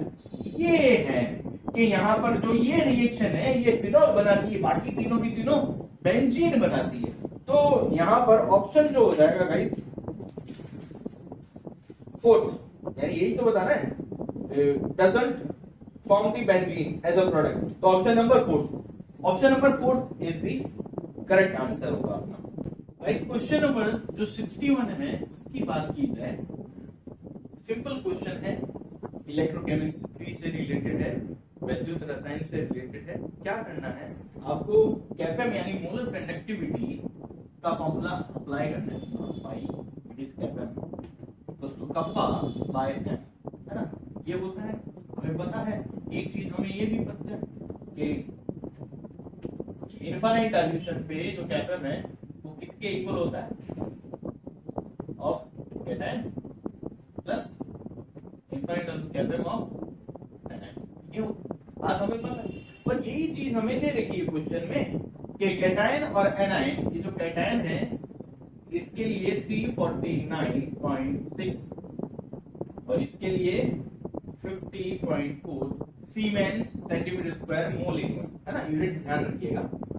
आपको नॉर्मल कैपेम आपको मोलैरिटी भी दे रखी है, वो दे रखी है 0.050, जिसका कोई यूज नहीं होने वाला, हमें चाहिए नहीं, हमें कैपेम से मतलब, कैपेम हमें गिवन है कितना है 90 siemens centimetre square mole inverse, है ना, ये गिवन है।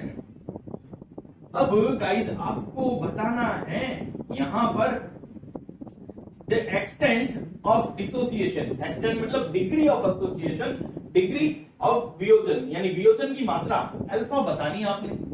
अल्फा जब मैं निकालता हूं तो वो होती है कैपेम अपॉन इनफाइनाइट डाइल्यूशन पे जो कैपेम होगा उसका रेशियो। इन दोनों को सम अप करो, इसका वैल्यू कितना है गाइस 90, इसको सम अप करोगे तो आएगा आपके पास 10 0 का 1 9 10 0 का 1 5 9 10 का 1 400, है ना, 90/400। इसको जब आप सॉल्व करोगे तो ऑलमोस्ट ये निकल के आएगा, देख लेते हैं 9/40 का हो गया, पॉइंट लगा शून्य आया, 2 टाइम्स आएगा ना, फिर 80 आया 0, फिर शून्य, फिर 2 गया 0.22, फिर 80 20, फिर शून्य टिका दूं मैं 5 और 20 पूरा यानी 0.225। अब देखो ये ऑप्शन है क्या आपके पास, तो मैंने देखा ऑप्शन नंबर 3, क्वेश्चन नंबर 61 का मेरे जो पेपर में है वो है ऑप्शन नंबर 3, है ना। क्वेश्चन नंबर 62 की बात करते हैं। क्वेश्चन नंबर 62 गाइस इज क्या है, ये भी एनसीईआरटी का है ना, आप वो देखते रहिएगा स्क्रीनशॉट्स। मैं एक एक क्वेश्चन का जो एनसीईआरटी से लाइन बाय लाइन से लिया गया क्वेश्चन बनाया गया मैं पुट ऑन कर रहा हूँ स्क्रीनशॉट, है ना, देखते रहना।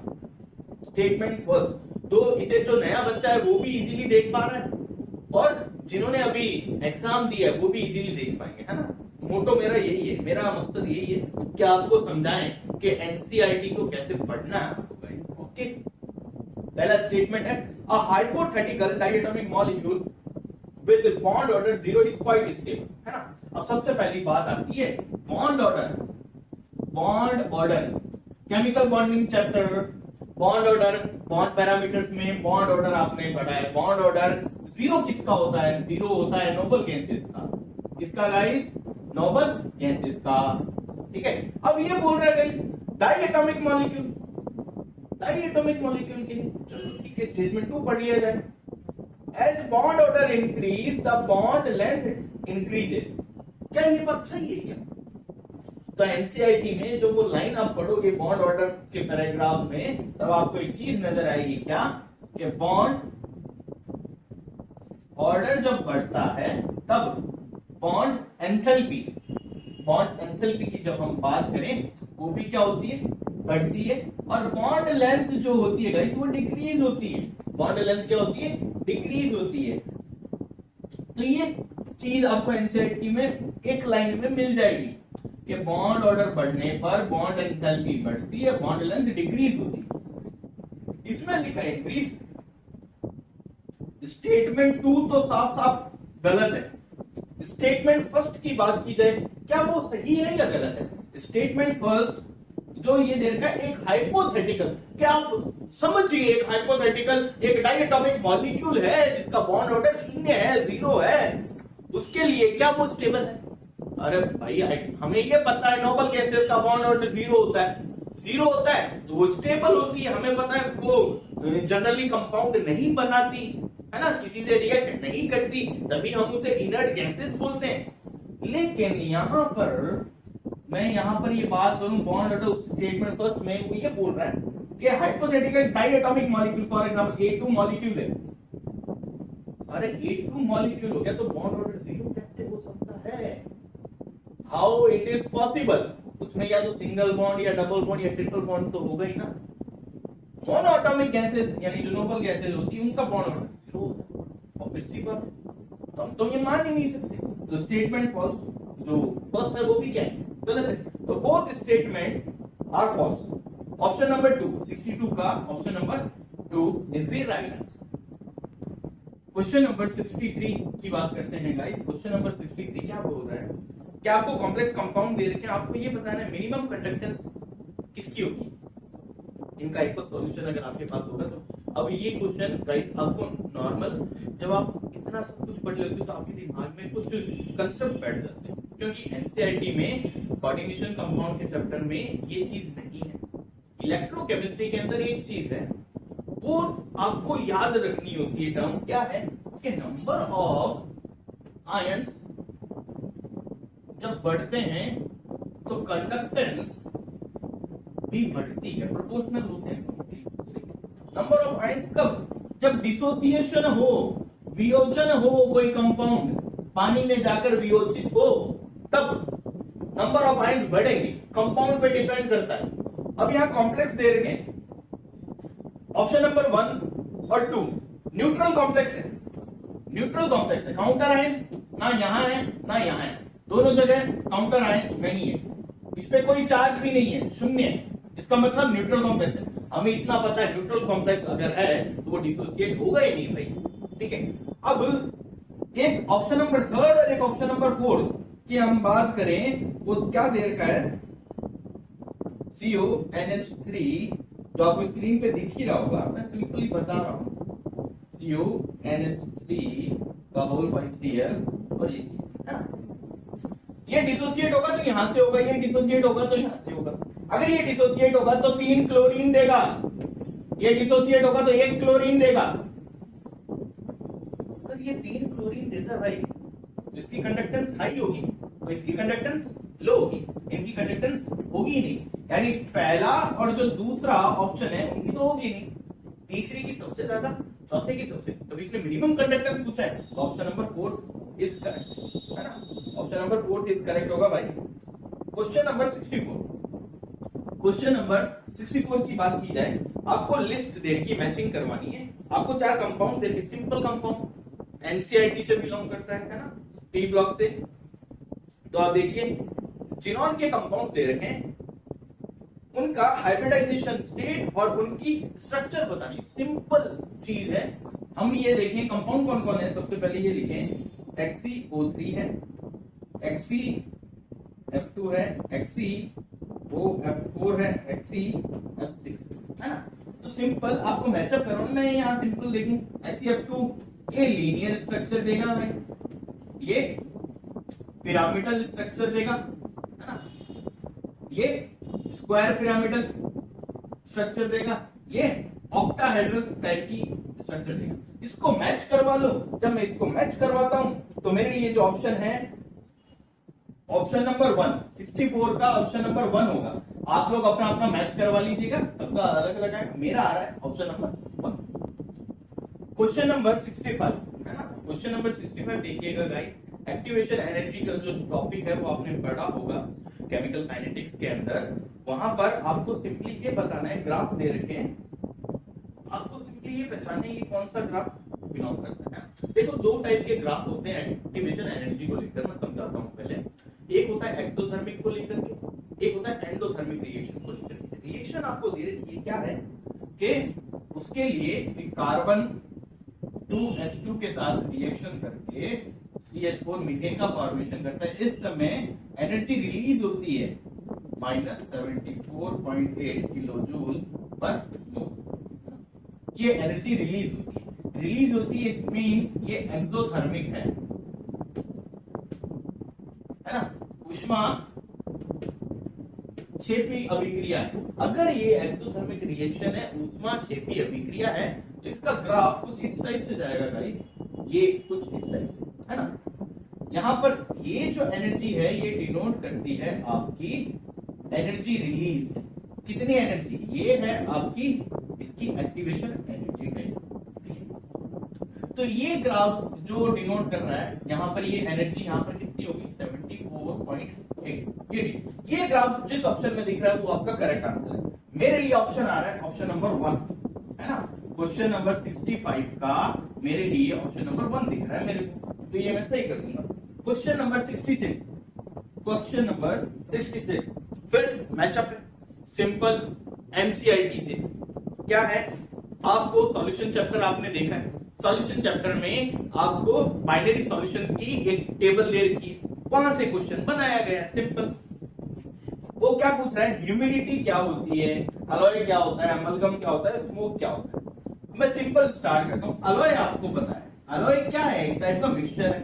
किसका है, सॉलिड को सॉलिड में डालोगे तब, यानी सॉलिड इन सॉलिड का मिक्सचर है अलॉय। क्या है, सॉलिड इन सॉलिड। उसके बाद अमलगम, अमलगम आपको पता है मरकरी, लिक्विड मरकरी, यानी मैं सिंपल लिक्विड के अंदर क्या डालूं, सॉलिड डालूं, तो मेरे को क्या मिलता है, अमलगम मिलता है।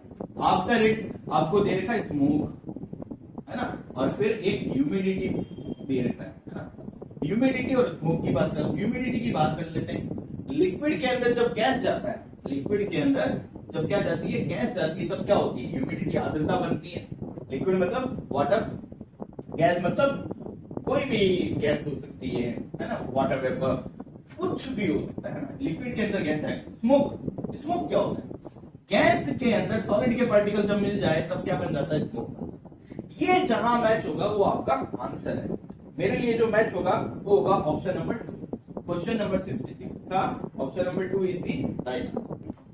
क्वेश्चन नंबर 67 की बात करूं गाइस, आपको क्या बताना है, बेसिक स्ट्रेंथ का डिक्रीजिंग ऑर्डर बताना है। ठीक है, तो सिंपली ये अमीन के चैप्टर से उठाया गया, ऑर्गेनिक का क्वेश्चन है, अमीन के चैप्टर से उठाया गया, क्लास 12 से बिलोंग करता है। यहाँ जो कंपाउंड है उनको देखिए आगे। उससे पहले मैं सिंपल सी चीजें बता देता हूँ। अमीन का चैप्टर में अमोनिया हमें पता है बेसिक नेचर का होता है, क्योंकि ये अपना लोन पेयर क्या करता है, डोनेट करता है। अमोनिया के ऊपर जो लोन पेयर होता है वो डोनेट करता है। अब इस अमोनिया के इर्द गिर्द ही सारी कहानी है, वो कहानी क्या है वो समझिए।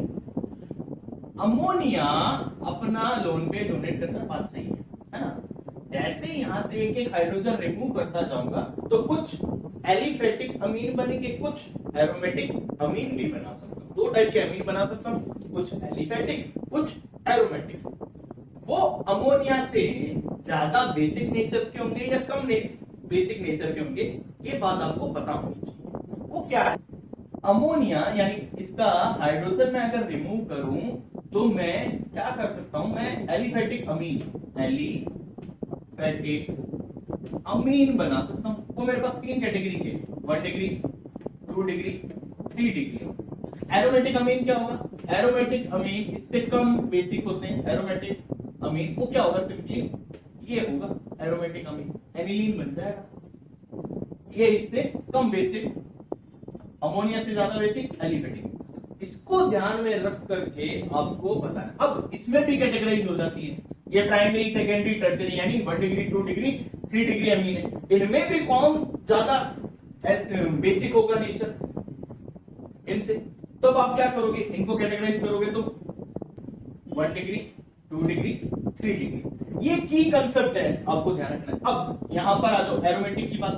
एरोमेटिक अमीन में जब भी कोई ये OCH3 ग्रुप या CH3 ग्रुप, जिन्हें हम बोलते हैं इलेक्ट्रॉन रिलीजिंग ग्रुप, ये जब जुड़ जाते हैं तो इनकी बेसिसिटी क्या हो जाती है बेटा? बढ़ जाती है।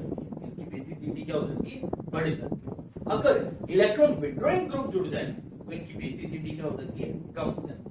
इसकी बेसिसिटी क्या हो जाए? इलेक्ट्रॉन विड्रॉइंग ग्रुप कम हो जाए। तो यहां पर इसके अकॉर्डिंग अब जो ऑप्शन है उनको देखिए आप। मैं यहां पर देखूं तो मेरे को दे रखा है ऑप्शन नंबर 3 देखिए आप। ऑप्शन नंबर 3 है नॉर्मल एथाइल इथेन अमीन, यानी नॉर्मल का मतलब N पर इथाइल, ये लो इथाइल।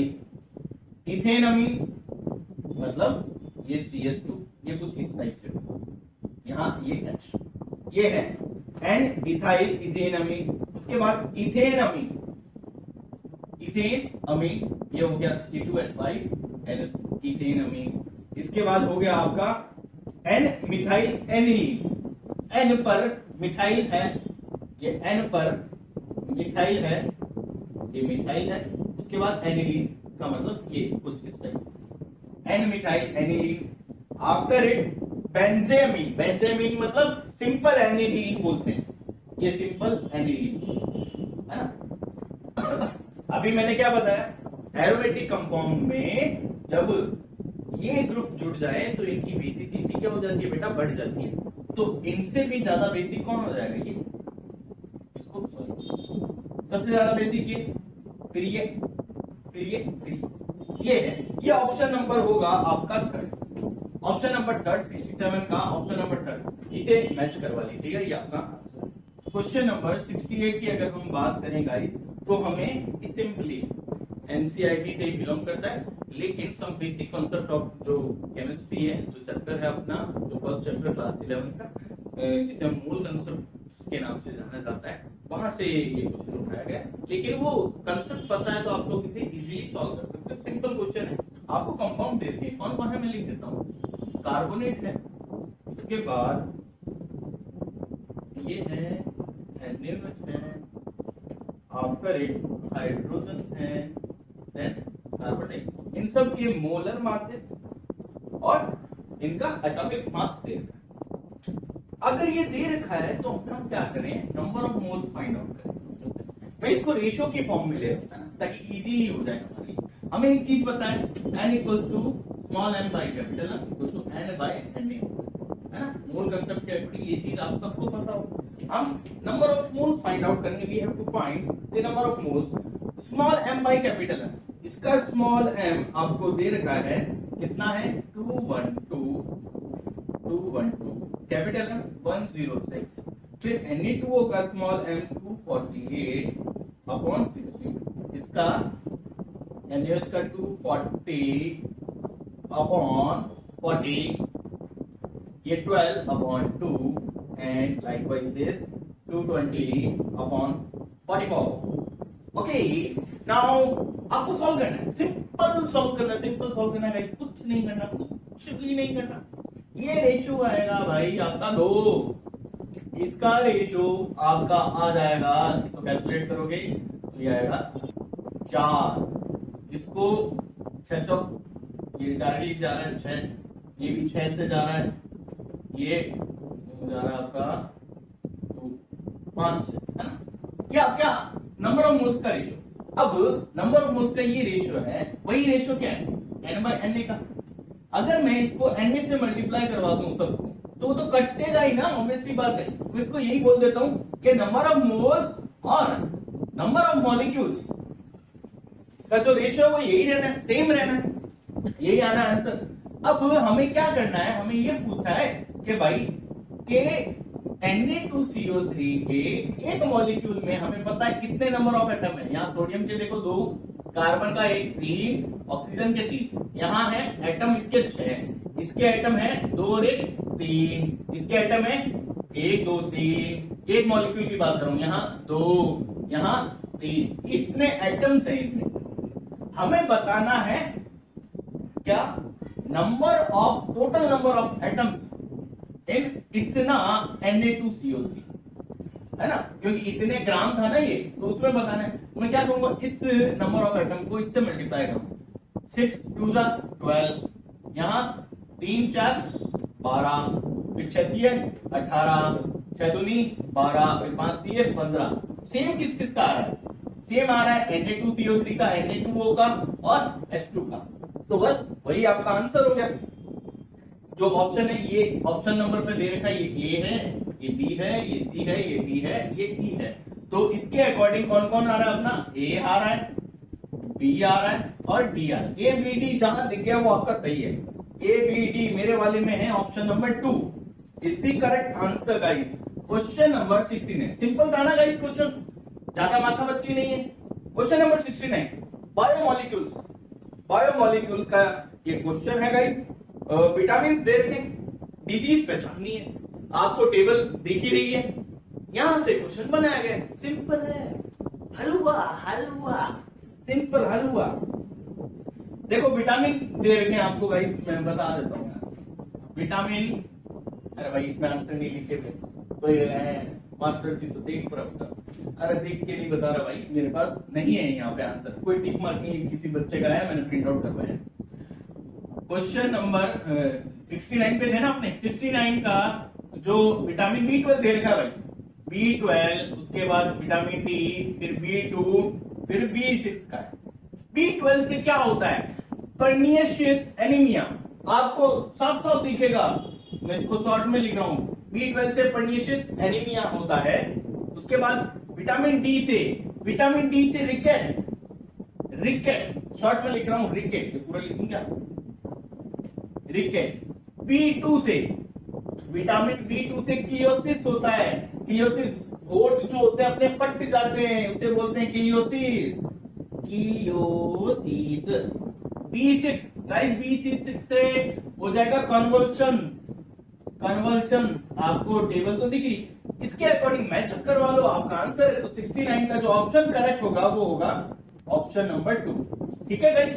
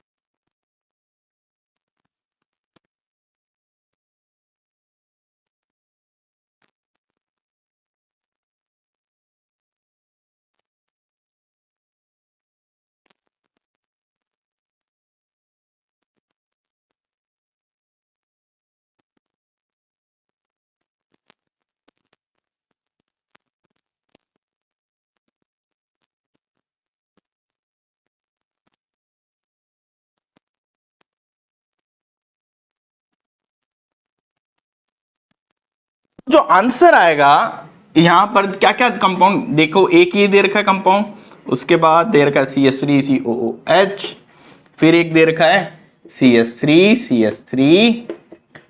ये CH आफ्टर इट CH3 ये CH3 ये तीनों जुड़े कार्बन से, ये जुड़ा है COOH से, है ना। तो देखिए इसकी एसिडिटी सबसे हाई होगी, ये तो डन है ना। उसके बाद इससे कम इसकी, फिर ये, यानी ये हुआ आपका 1 डिग्री, 2 डिग्री, ये 3 डिग्री, कुछ इस टाइप से, है ना। ये नॉर्मल 0 डिग्री, 0 डिग्री की सबसे ज्यादा, फिर उससे कम 1 degree, after it 2, after it 3। ठीक है, सिंपल। तो ऑप्शन नंबर जो थर्ड है क्वेश्चन नंबर 70 का, वो करेक्ट आंसर। ठीक है गाइस, ये की कंसेप्ट आप लोग याद रखना। फिर है क्वेश्चन नंबर 71 की बात की जाए। क्वेश्चन नंबर 71 यहां कर देता हूं मैं। क्वेश्चन नंबर 71 क्या कह रहा है, स्टेटमेंट वाला क्वेश्चन है। Statement number 1, ferromagnetism is considered as an extreme form of paramagnetism. बात सही है ये स्टेटमेंट, बिल्कुल सही है। Statement 2, the number of unpaired electron in chromium ion is the same as that of neodymium ion, यानी क्रोमियम Cr+2 आयन और Nd+3 ion में वो बोल रहा है अनपेयर्ड इलेक्ट्रॉन के नंबर सेम होते हैं। तो गाइस ये चीज सरासर नाइंसाफी है बेचारे के साथ। क्यों है वो देखिए, यहां पर जो NF3 होता है और यहां पर Nd4 होता है, इस वजह से कहां पर ये देखो 4, ये बेचारा के सेम बता दिया बे हमें, काहे से बताया। स्टेटमेंट 2 इज रॉन्ग, सरासर wrong, statement first is correct. तो हम ये बोलेंगे statement first is true but statement 2 is false. Option number third, question number 71 का option number third is the correct answer. ये आप लोग निकालोगे इलेक्ट्रॉनिक कॉन्फ़िगरेशन से तो आपको पता चल जाएगा कौन सी शेल n बराबर कौन सी शेल आएगी। Simple. Question number 72 guys, direct from NCERT lines, फिर है ना। अरे बहुत इजी है, हलवा है, नीट हलवा है। सिर्फ केमिस्ट्री की बात करूं तो नीट हलवा है। केमिस्ट्री सब्जेक्ट को लेकर के हो सकता है किसी को हार्ड लगे पेपर, बट केमिस्ट्री का मैं बोलता हूँ मॉडरेट था, ना हार्ड था ना इजी था, मॉडरेट था, है ना, मीडियम से। हाँ, अपने इस पे बात करते हैं भाई, बातों मत लगाया करो। हाँ, मिक्सचर दे रखे हैं, सेपरेशन के मेथड फाइंड आउट करने। क्लोरोफॉर्म दे रखा है, उसके बाद एनिलीन दे रखा है। ये किससे अलग होगा? एनसीईआरटी में लाइन पढ़ोगे तो आपको पता चलेगा, सिंपल डिस्टिलेशन प्रोसेस से अलग होगा, सिंपल डिस्टिलेशन प्रोसेस, है ना। दूसरा, क्रूड ऑयल इन पेट्रोल, ये बचपन से पढ़ते आ रहे हो, फ्रैक्शनल डिस्टिलेशन, प्रभाजी आसवन से अलग होगा। नेक्स्ट है glycerol from spent lie. Glycerol, अब आप लोग ये सोचिए ग्लिसरॉल कहाँ होता है, तो हम देखते हैं सोप में होता है ना, साबुन में ग्लिसरॉल, है ना। तो वो अलग करना है तो आपको एनसीईआरटी में लाइन में साइड में दिख रहा होगा ना, दिख रहा है भैया, दिख रहा है, वो दिख रहा है। तो वो कौन सा प्रोसेस है? यहाँ पर फर्स्ट ऑप्शन है डिस्टिलेशन अंडर रिड्यूस प्रेशर, उस प्रोसेस से अलग किया जाता है।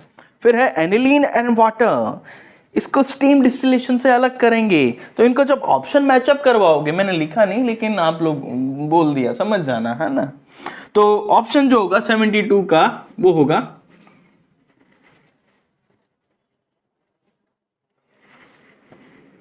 First option. ठीक है गाइस, फिर बात करते हैं 73। ओहो हो,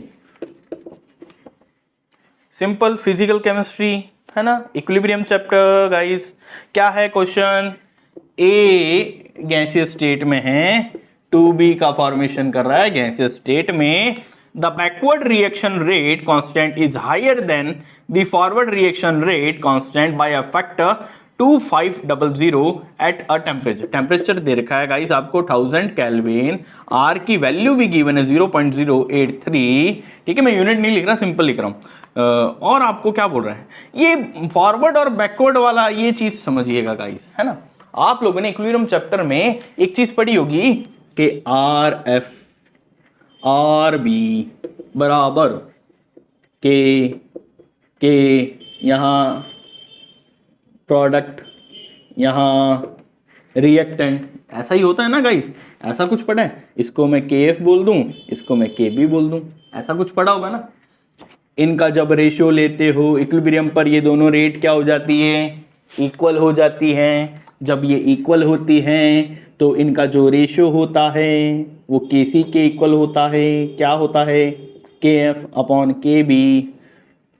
ये के सी डिनोट करते हैं हम। ये क्या बोल रहा है अब यहाँ पर, फॉरवर्ड। अब इस पे आ जाओ, है ना। हिंदी में अगर मैं बोलूं, वो ये बोल रहा है पश्चिम दिशा में अभिक्रिया का वेग स्थिरांक। देखो ये है अग्र दिशा, ये है अग्र यानी फॉरवर्ड, ये है पश्चिम दिशा यानी बैकवर्ड। वो क्या बोल रहा है कि अग्र दिशा में वेग, पश्चिम दिशा में वेग स्थिरांक, यानी किसकी बात कर रहा है, केबी की। अग्र दिशा में अभिक्रिया के वेग स्थिरांक का, अग्र अभिक्रिया में अभिक्रिया के वेग स्थिरांक का इतना गुना होता है ना। अब यहां से रेशियो निकाल लीजिए। केबी का वैल्यू मैं रखता हूं, केबी का वैल्यू मैं यहां पर रखूंगा केएफ गुणा 2500, रख दिया, केएफ से केएफ कट, तो केसी का वैल्यू क्या आया गाइस, 1/2500 ये आया। अब क्या करना है आपको, सिंपल, केपी केसी में क्या रिलेशन है, क्योंकि केपी तो फाइंड करना है अल्टीमेटली, फाइंड केपी, है ना। KP equals to KC R T की पावर डेल्टा एन। अब आप कहोगे सर केसी तो आ गया, आर हमारे पास है, टी हमारे पास है, डेल्टा एन कहां से आएगा। डेल्टा एन के लिए आप लोग यहां देखिए, number of gaseous product, GP लिख देते, number of gaseous product minus number of gaseous reactant. ये नंबर क्या है, नंबर ऑफ मोल्स की बात कर रहा हूं, जो आगे लिखे हुए होते हैं ना वो।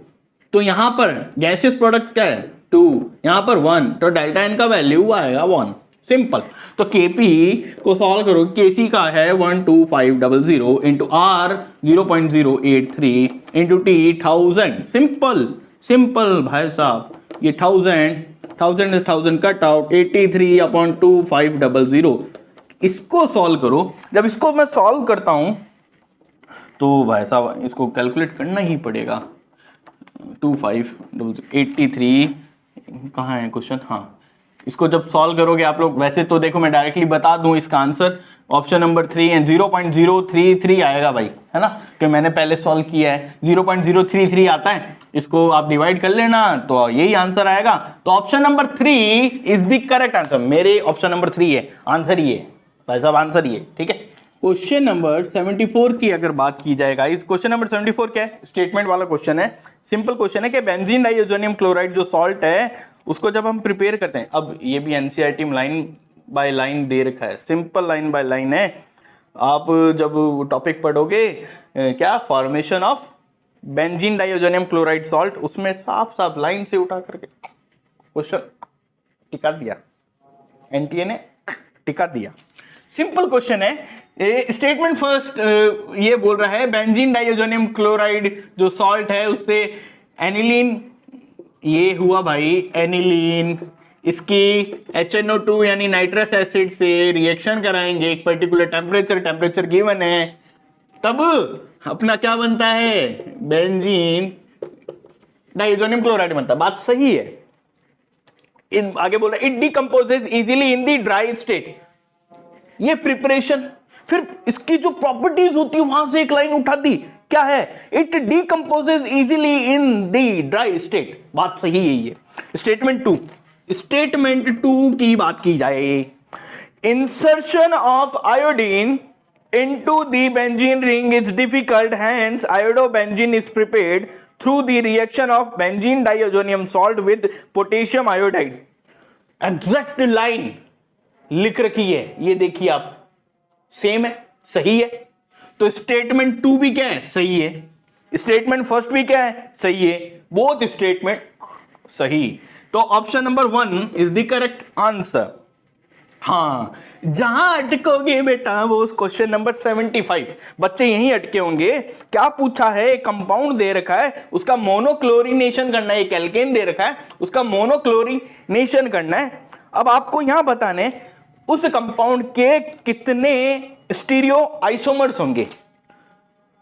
अब भाई साहब सिंपल कंपाउंड होता तो आप लोग बता देते, लेकिन जब कोई ऐसा कंपाउंड आ जाता है जिसमें क्लोरीनेशन करवाते वक्त कायरल सेंटर बनने लग जाएं, तो वो मल्टीपल होने लगते हैं। तो ये जो क्वेश्चन है, जब ऑर्गेनिक को डीप से पढ़ा जाता है ना, तब आप तसल्ली से, एनसीईआरटी पढ़ने पर ये क्वेश्चन नहीं सॉल्व होता, कभी नहीं होगा, क्योंकि एनसीईआरटी में ये फंडा है ही नहीं। एनसीईआरटी में क्वेश्चन नंबर 75 ये जो कंपाउंड दे रखा है मैं बना देता हूं, CH CH2 CH3 ये कंपाउंड है।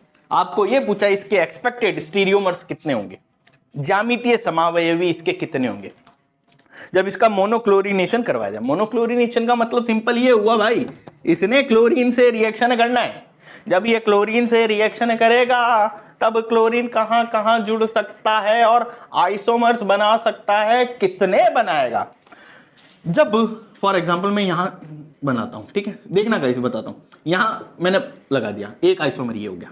जैसे ही मैंने यहां लगाया ना सेकंड टाइम पे, क्योंकि यहां से अगर मैं लगाना चाहता हूं तो आपको ये तो पता होगा ना, यहां एक H खोल के लिखा, ये Cl आया, ये HCl लेके उड़ेगा, एक Cl यहां ला करके जुड़े, तो एक कंपाउंड तो ये हो सकता है ना। वापस ये से जब जैसे ही मैं यहां लगाता हूं एक हाइड्रोजन यहां से गायब करना पड़ेगा। इस हाइड्रोजन को देखो मैं यहां कर देता हूं। जैसे ही मैंने ये किया, इस कार्बन की सारी वैलेंसी, 4 वैलेंसी है, चारों डिफरेंट डिफरेंट ग्रुप से जुड़ी है। देखो ये ग्रुप डिफरेंट, ये भी डिफरेंट, ये भी डिफरेंट, ये भी। इसका मतलब ये क्या हो गया, कायरल कार्बन हो गया। जैसे ही कायरल सेंटर आएगा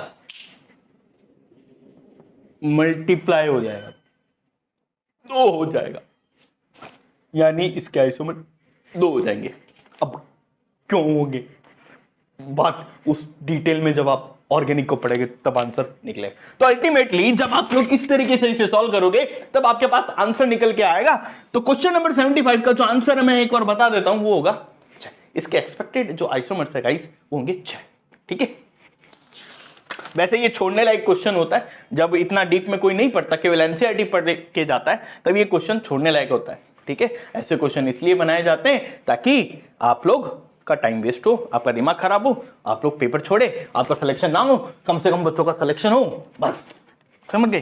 क्वेश्चन नंबर 76 की बात करें, question number 76 guys, question number 76 में क्या दे रखा है, आपको सिंपली बॉन्ड डिसोसिएशन एनर्जी बतानी है, किसकी ज्यादा किसकी कम होगी।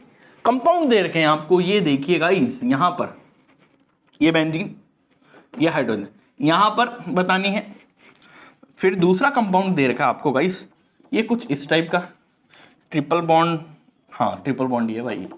एक तो चश्मा लगा है, अंधे को आंख दे दे कोढ़िन को काया, बांझन को पुत्र दे दे निर्धन को माया, वंदे मेदादम वंदे मातरम वंदे मातरम, यहां पर, ठीक है।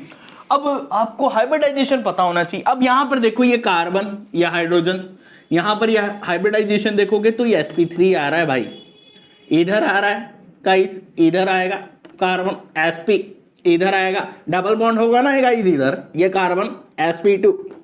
तो आप लोग खुद सोचिए बॉन्ड डिसोसिएशन एंथैल्पी किसकी ज्यादा होगी किसकी कम होगी। अगर आपको हाइब्रिडाइजेशन पता है आप लोग बॉन्ड डिसोसिएशन एंथैल्पी बता सकते हो कि sp3 की ज्यादा होगी, कि sp की ज्यादा होगी, कि एक और कौन होता है sp2 की ज्यादा होगी। तो यहां पर जो ऑप्शन निकल के, ये इसको ये फर्स्ट बोल रहा है भाई, इसको ये सेकंड बोल रहा है, इसको ये थर्ड हो रहा है, इसकी sp की हाई होगी, है ना, हाई, इसकी थोड़ी कम, इसकी सबसे कम, है ना। तो ऑब्वियसली बात है, ये तो सिंपल है, आप लोग बता सकते हो। इसको तोड़ना मुश्किल है, इसको तोड़ना थोड़ा इजी, इसको और भी इजी। तो ऑप्शन हुआ मेरा इसके अकॉर्डिंग देखो सेकंड, आफ्टर इट हो जाएगा फर्स्ट, आफ्टर इट थर्ड। ये कहीं मिल रहा है क्या second first third, second first third, हाँ मेरा ऑप्शन नंबर 1 76 का मेरा आ गया, first first first first first first.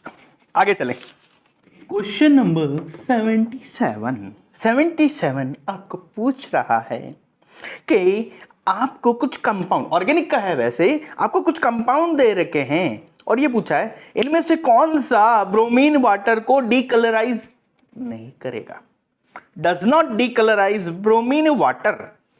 तो भाई साहब पहले ऑप्शन पे साइक्लोहेक्सेन है, दूसरे पे फिनॉल है, उसके बाद एक डबल बॉन्ड वाला प्राणी है, उसके बाद एनिलीन है। तो देखिए फिनॉल कुछ ऐसा है, उसके बाद आपको दे रखा है एक कुछ ऐसा प्राणी दे रखा है CH double bond CH2, after it ये कोई ऐसा प्राणी दे रखा है एनिलीन दे रखा है, फिर ये सिंपल साइक्लोहेक्सेन दे रखा है। ठीक है गाइस, तो सिंपल याद रखना, ब्रोमीन वाटर,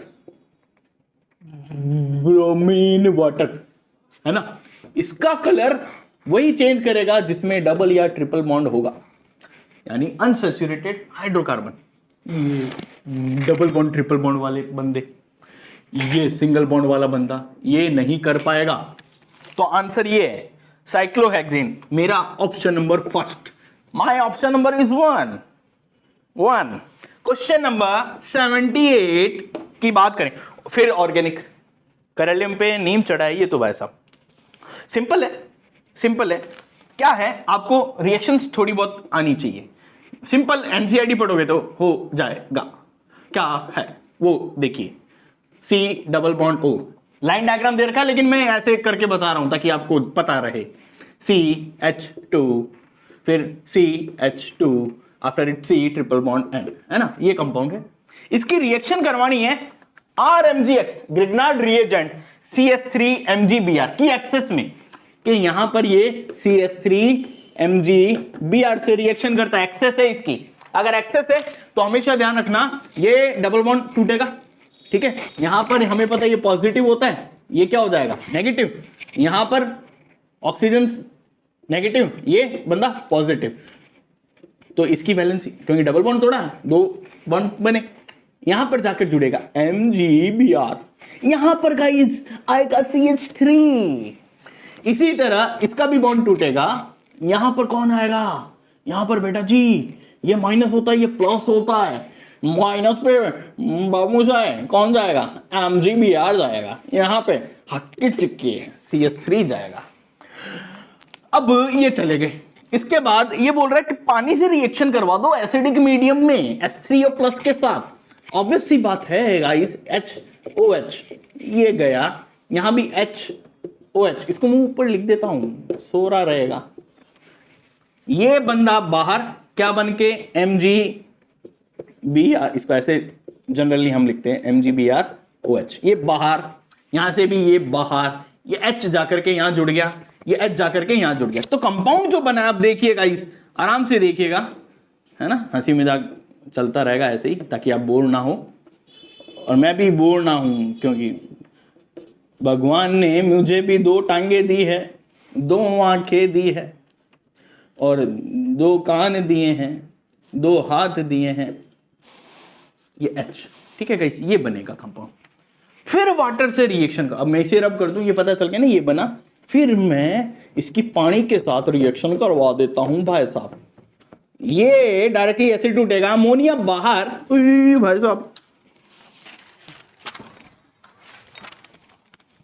सॉरी गलती से मिस्टेक हो गया, ये NH अमोनिया बाहर, ये डबल, इसके 2 बॉन्ड टूटे, इसके 2 बॉन्ड टूटे, O यहां जुड़ जाएगा, तो यहां पर क्या बनेगा गाइस, कुछ ऐसा, ये कंपाउंड फाइनल बनेगा। जब ये कंपाउंड फाइनल बनेगा तो देखो गाइस ऑप्शन में कहां दिख रहा है आपको, ऐसा कुछ दिख रहा है, ऐसा कुछ नहीं दिख रहा होगा, ये CH3 ऐसे लगा हुआ होगा, ये कुछ ऐसे लगा हुआ है, अब तो दिख रहा है, अभी दिखा बच्चों को, अभी दिखा, ये डबल बॉन्ड O ऐसे नहीं है, ये नीचे लगा हुआ है, बात एक को ही है।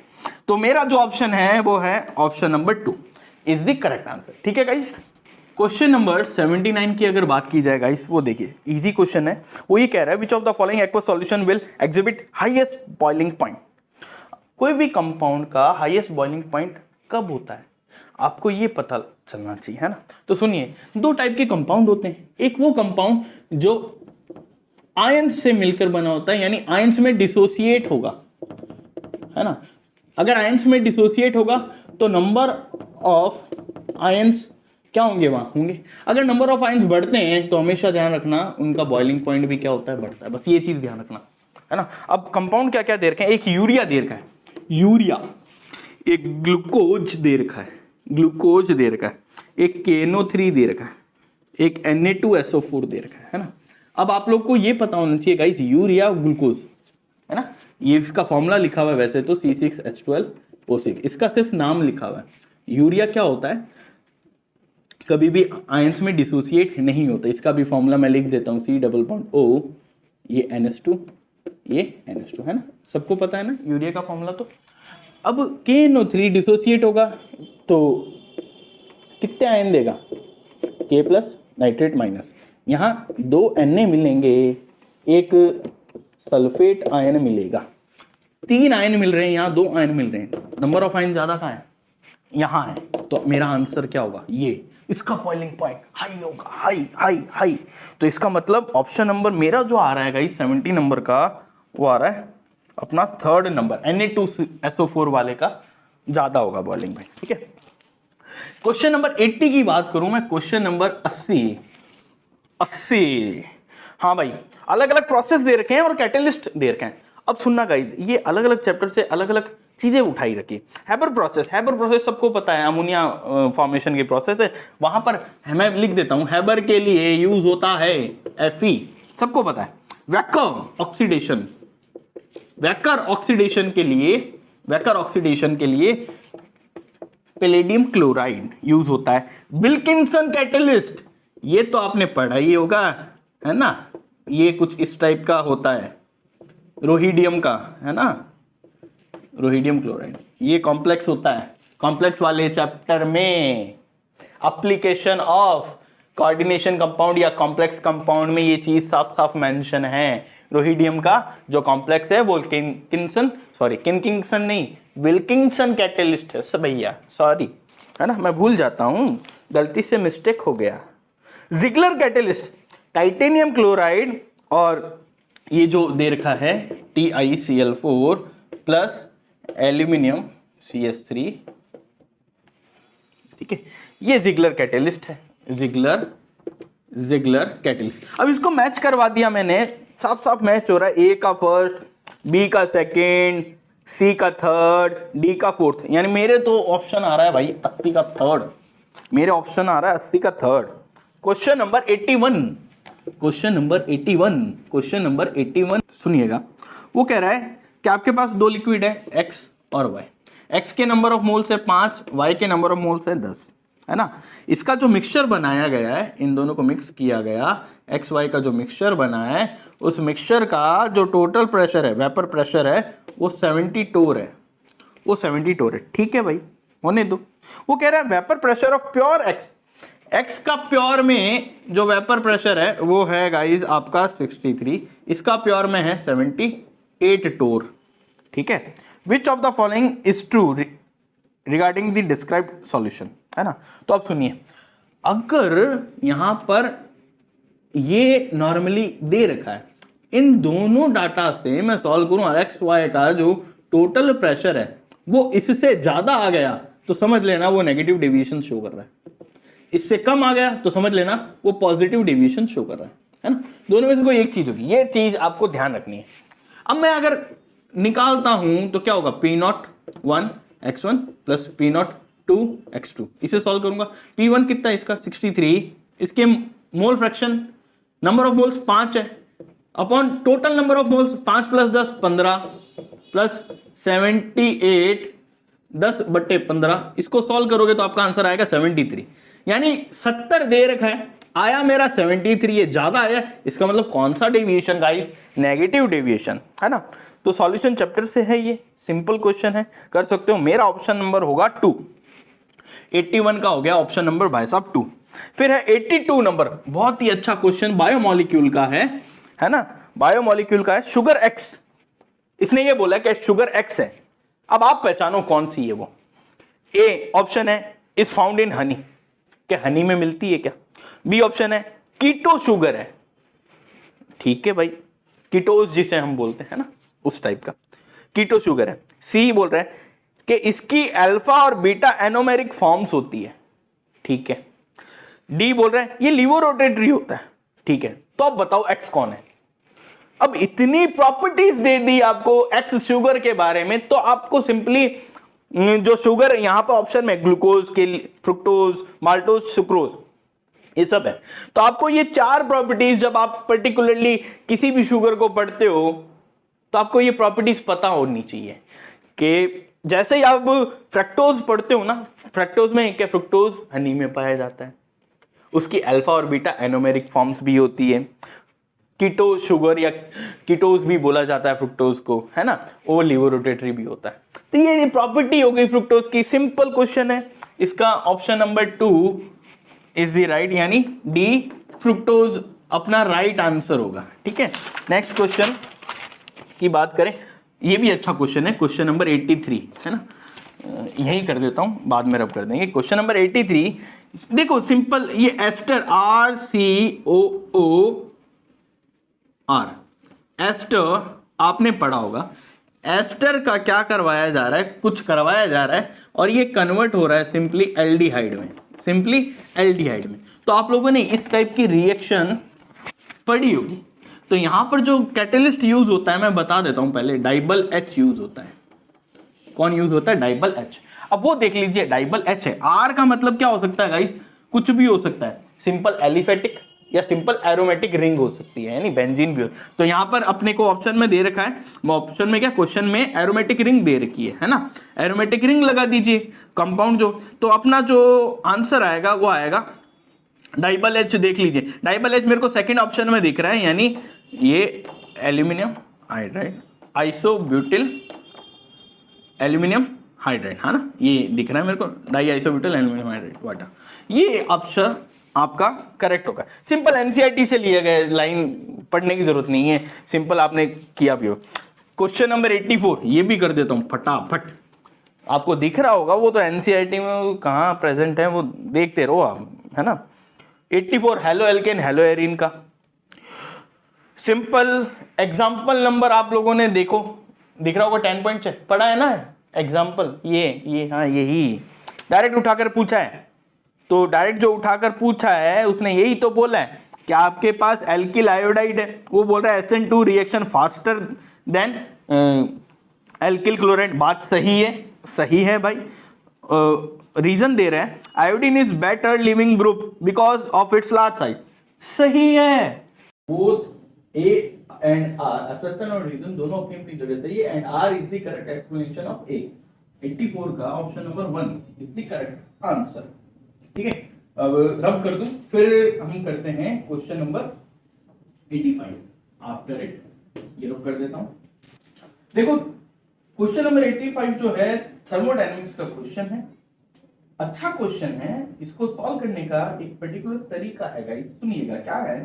Standard heat of formation in kilocalorie of barium plus 2 is, हमें फाइंड आउट करनी है बेरियम आयन की स्टैंडर्ड हीट ऑफ फॉर्मेशन।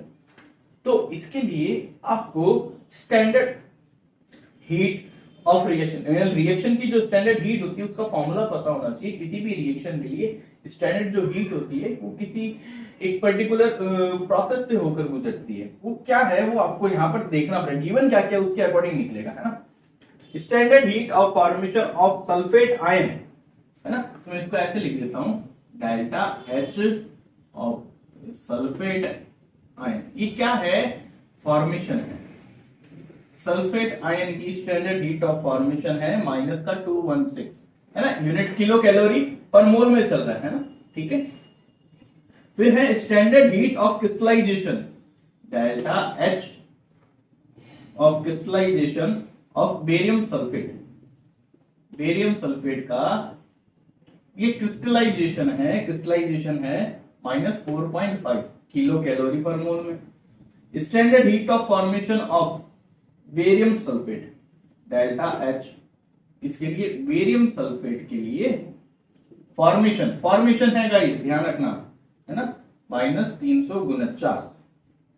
ये डाटा है, ये 3 डाटा गिवन है। अब आपको फाइंड आउट करना है delta H of barium plus 2 ion formation, ये आपको फाइंड आउट करना है ना। तो सबसे पहले एक बात हम सिंपल एक चीज बात करते हैं। देखो होगा क्या गाइस, सिंपल अगर मैं बात करूं, ये मेरे पास पानी है ना, ये वाटर है, वाटर में मैंने क्या किया, बेरियम सल्फेट सॉलिड, जो सॉलिड है ना यहाँ पर, ये सॉलिड में, सॉलिड स्टेट में इसको घोलूंगा तो क्या होगा गाइस, बेरियम प्लस 2 और सल्फेट आयन जो है वो सेपरेट होंगे, सिंपल सी बात है।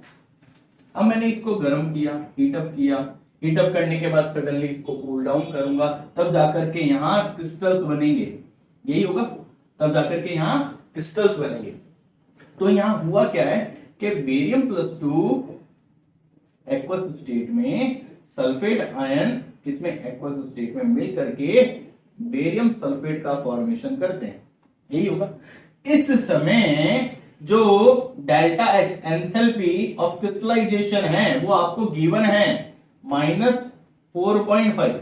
इसी को हम रिएक्शन तो ये है ना, इसी को हम एंथैल्पी ऑफ रिएक्शन बोलते हैं, है ना? इसी को हम क्या बोलते हैं? Enthalpy of reaction. अगर इसी को हम एंथैल्पी ऑफ रिएक्शन बोलते हैं तो मैं ये बोल सकता हूं डेल्टा एच क्रिस्टलाइजेशन किसके लिए?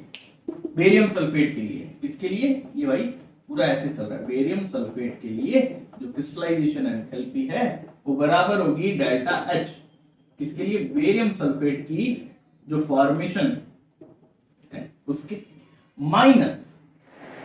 अब देखो ये डाटा गाइस आपको पता चल गया ना, मैं इस फॉर्मूले को नहीं, अब ये देखो शॉर्ट में मैंने बताया, मैं यहां लिख देता हूं, गड़बड़ हो जाएगी। मैं डेल्टा एच ये क्रिस्टलाइजेशन शॉर्ट में लिख रहा हूं, डेल्टा एच फॉर्मेशन किसके लिए? बेरियम सल्फेट के लिए। ये बेरियम सल्फेट का क्रिस्टलाइजेशन माइनस यहां डेल्टा एच किसका आएगा? Ba+2 का प्लस डेल्टा एच किसका आएगा? सल्फेट आयन का। ठीक है, ये जो डाटा है, ठीक है, यहां पुटअप करो। फॉर्मेशन कितना है? फॉर्मेशन बेरियम सल्फेट का फॉर्मेशन, बेरियम सल्फेट का फॉर्मेशन, बेरियम सल्फेट का फॉर्मेशन, ये रहा माइनस का 349। ये क्रिस्टलाइजेशन माइनस का 4.5 माइनस बेरियम, ये तो निकालना है ना, फाइंड आउट करना है। इसे एक्स मान लो, वाई मान लो, कुछ भी मान लो, प्लस सल्फेट का कितना आयन का? ये माइनस का 216 है ना। अब इसे सॉल्व करोगे, इसे जब मैं सॉल्व करूंगा तो ये देखिए गाइस 349 माइनस ये x माइनस 216 ये माइनस का 4.5, इसे आप सॉल्व करिएगा, x का वैल्यू जो आएगा आपका का 128.5। जो ऑप्शन आएगा, ऑप्शन नंबर 1 मेरे लिए, ऑप्शन नंबर 1 क्वेश्चन नंबर 85 में आंसर ये आएगा आपका। ठीक है, question number sorry option number 1, option number 1 is the correct answer of question number 85। ठीक है, the total number of possible isomer both structural as well as stereomer of cyclic ethers of molecular formula. बहुत ही मैं बोल सकता हूं शानदार question है ये ऑर्गेनिक का। C4H8O, C4H8O ये कोई मॉलिक्यूलर फॉर्मूला है। इसका सिंपली अगर बोला जाता आपको कि भाई इसके आइसोमर कितने होंगे, साइक्लिक ईथर, ये ना बोलता वो तो आप लोग सोच सकते थे ये कंपाउंड कौन सा हो सकता है, अल्कोहल होगा, कीटोन होगा, क्या होगा, वगैरह वगैरह वगैरह। लेकिन इसने बोला साइक्लिक ईथर है। भाई साइक्लिक ईथर है तो काम दोहरा हो गया। काम दोहरा है लेकिन करेंगे कैसे इसे? तो आप में यहां पर क्या लगेगा, देखो यहां पर स्ट्रक्चरल प्लस स्टीरियोमर यानी जीआई भी काउंट होगा। जीआई काउंट होगा तो आपको पता है यहाँ पर जीआई के लिए हमें फिर वो कायरल सेंटर वगैरह काउंट डाउन करने पड़ेंगे। तो सिंपली मैं क्या करता हूँ, कार्बन कितने 4, 1 2 3 4 है ना, 4 कार्बन का बनता है। साइक्लिक ईथर बनना है, साइक्लिक ईथर बनाने के लिए क्या कर सकता हूँ, यहाँ पर ये रख दूं, यहाँ पर O जोड़ दूं, इस O को या तो मैं इधर जोड़ू, एक ये हो सकता है, या इसको यहां ना जोड़ के यहां जोड़ू, या यहां ना जोड़ के यहां जोड़ू। 3 तो पोजीशंस ये हो सकती है ना। या क्या हो सकता है, या ये हो सकता है कि यहां से यहां जोड़ दूं, ये भी एक साइक्लिक ईथर है। जब जब मैं ये ऐसे करूंगा तब तब मेरे को देखना है कायरल सेंटर बनते हैं या नहीं बनते। अगर कायरल सेंटर बनता है, फॉर एग्जांपल कहीं पर कायरल सेंटर आ रहा है, किसी कोई कार्बन की वैलेंसी क्या है, डिफरेंट डिफरेंट ग्रुप से जुड़ी है, तब ध्यान रखना वो डायरेक्ट डबल हो जाएगा।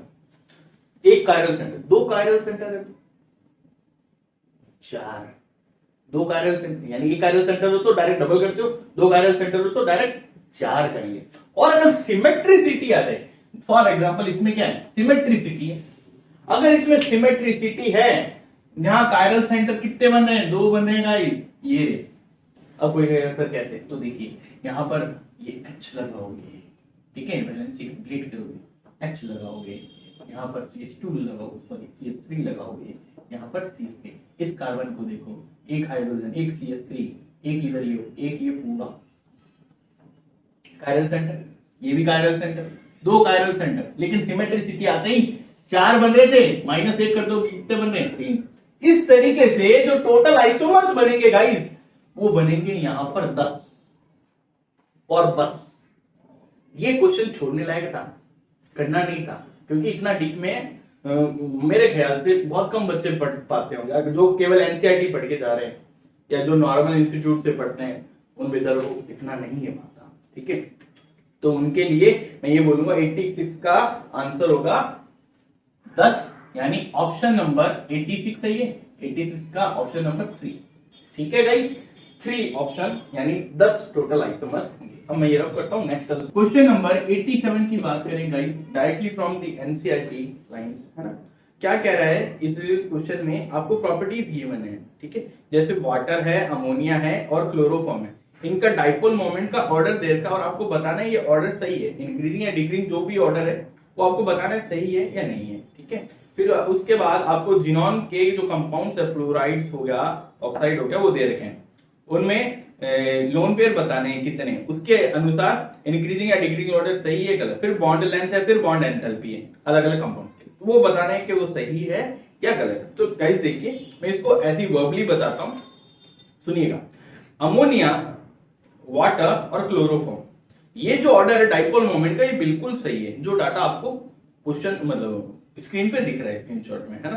फिर जिनॉन के कंपाउंड्स की बात करें, है ना, तो जिनॉन के कंपाउंड में सर ये देखिएगा, XeF2 की बात करूं, XeF2 की बात करूं, फिर XeO3 की बात करूं, XeF4 की बात करते हैं। ठीक है, तो यहां देखिएगा, यहाँ 3 लोन पेयर होते हैं, यहाँ इसके पास 2 लोन पेयर होते हैं, यहाँ इसके पास एक को ही लोन पेयर होता है, और इंक्रीजिंग जो ऑर्डर दे रखा है वो गलत दे रखा है, वो इस टाइप से दे रखा है, XeF4 का ज्यादा, XeO3 का कम, XeF2 का और भी, जबकि लोन पेयर सबसे ज्यादा कहाँ है, इधर है, जबकि इसको क्या बता रखा है, सबसे कम बता रखा है। तो ये ऑर्डर क्या है, रॉन्ग है ना, तो बी ऑप्शन गलत है। फिर सी, ऑक्सीजन और हाइड्रोजन बीच की बॉन्ड लेंथ, कार्बन और हाइड्रोजन के बीच की बॉन्ड लेंथ, नाइट्रोजन और ऑक्सीजन के बीच की बॉन्ड लेंथ का ऑर्डर दे रखा है, जो कि सरासर गलत है। ठीक है, उसके बाद N2, O2 और S2 की बॉन्ड एंथैल्पी बताई है, उसका ऑर्डर बताया है कि N2 का ज्यादा होता है O2 का, फिर S2 का। ऑब्वियसली बात है, यहाँ गाइस ट्रिपल बॉन्ड, यहाँ डबल बॉन्ड, या इसका ज्यादा होता है, इसका कम, इसका और भी कम, ये तो सही है।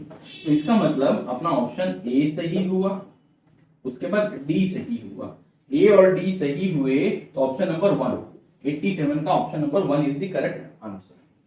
क्वेश्चन नंबर 88, बस थोड़े से 2-3 क्वेश्चन है गाइस, उसके बाद अपना एनालिसिस, अपना डिटेल सॉल्यूशन का वीडियो कंप्लीट होगा। तो बस सब्र रखिए, मुझे पता है, क्योंकि हम जब एक ही धार में देखते हैं तो बोर हो जाता है इंसान, मैं भी बोर हो जाता हूँ, हर इंसान, normal human tendency it is, लेकिन हंसी मजाक चलता रहेगा, समझ।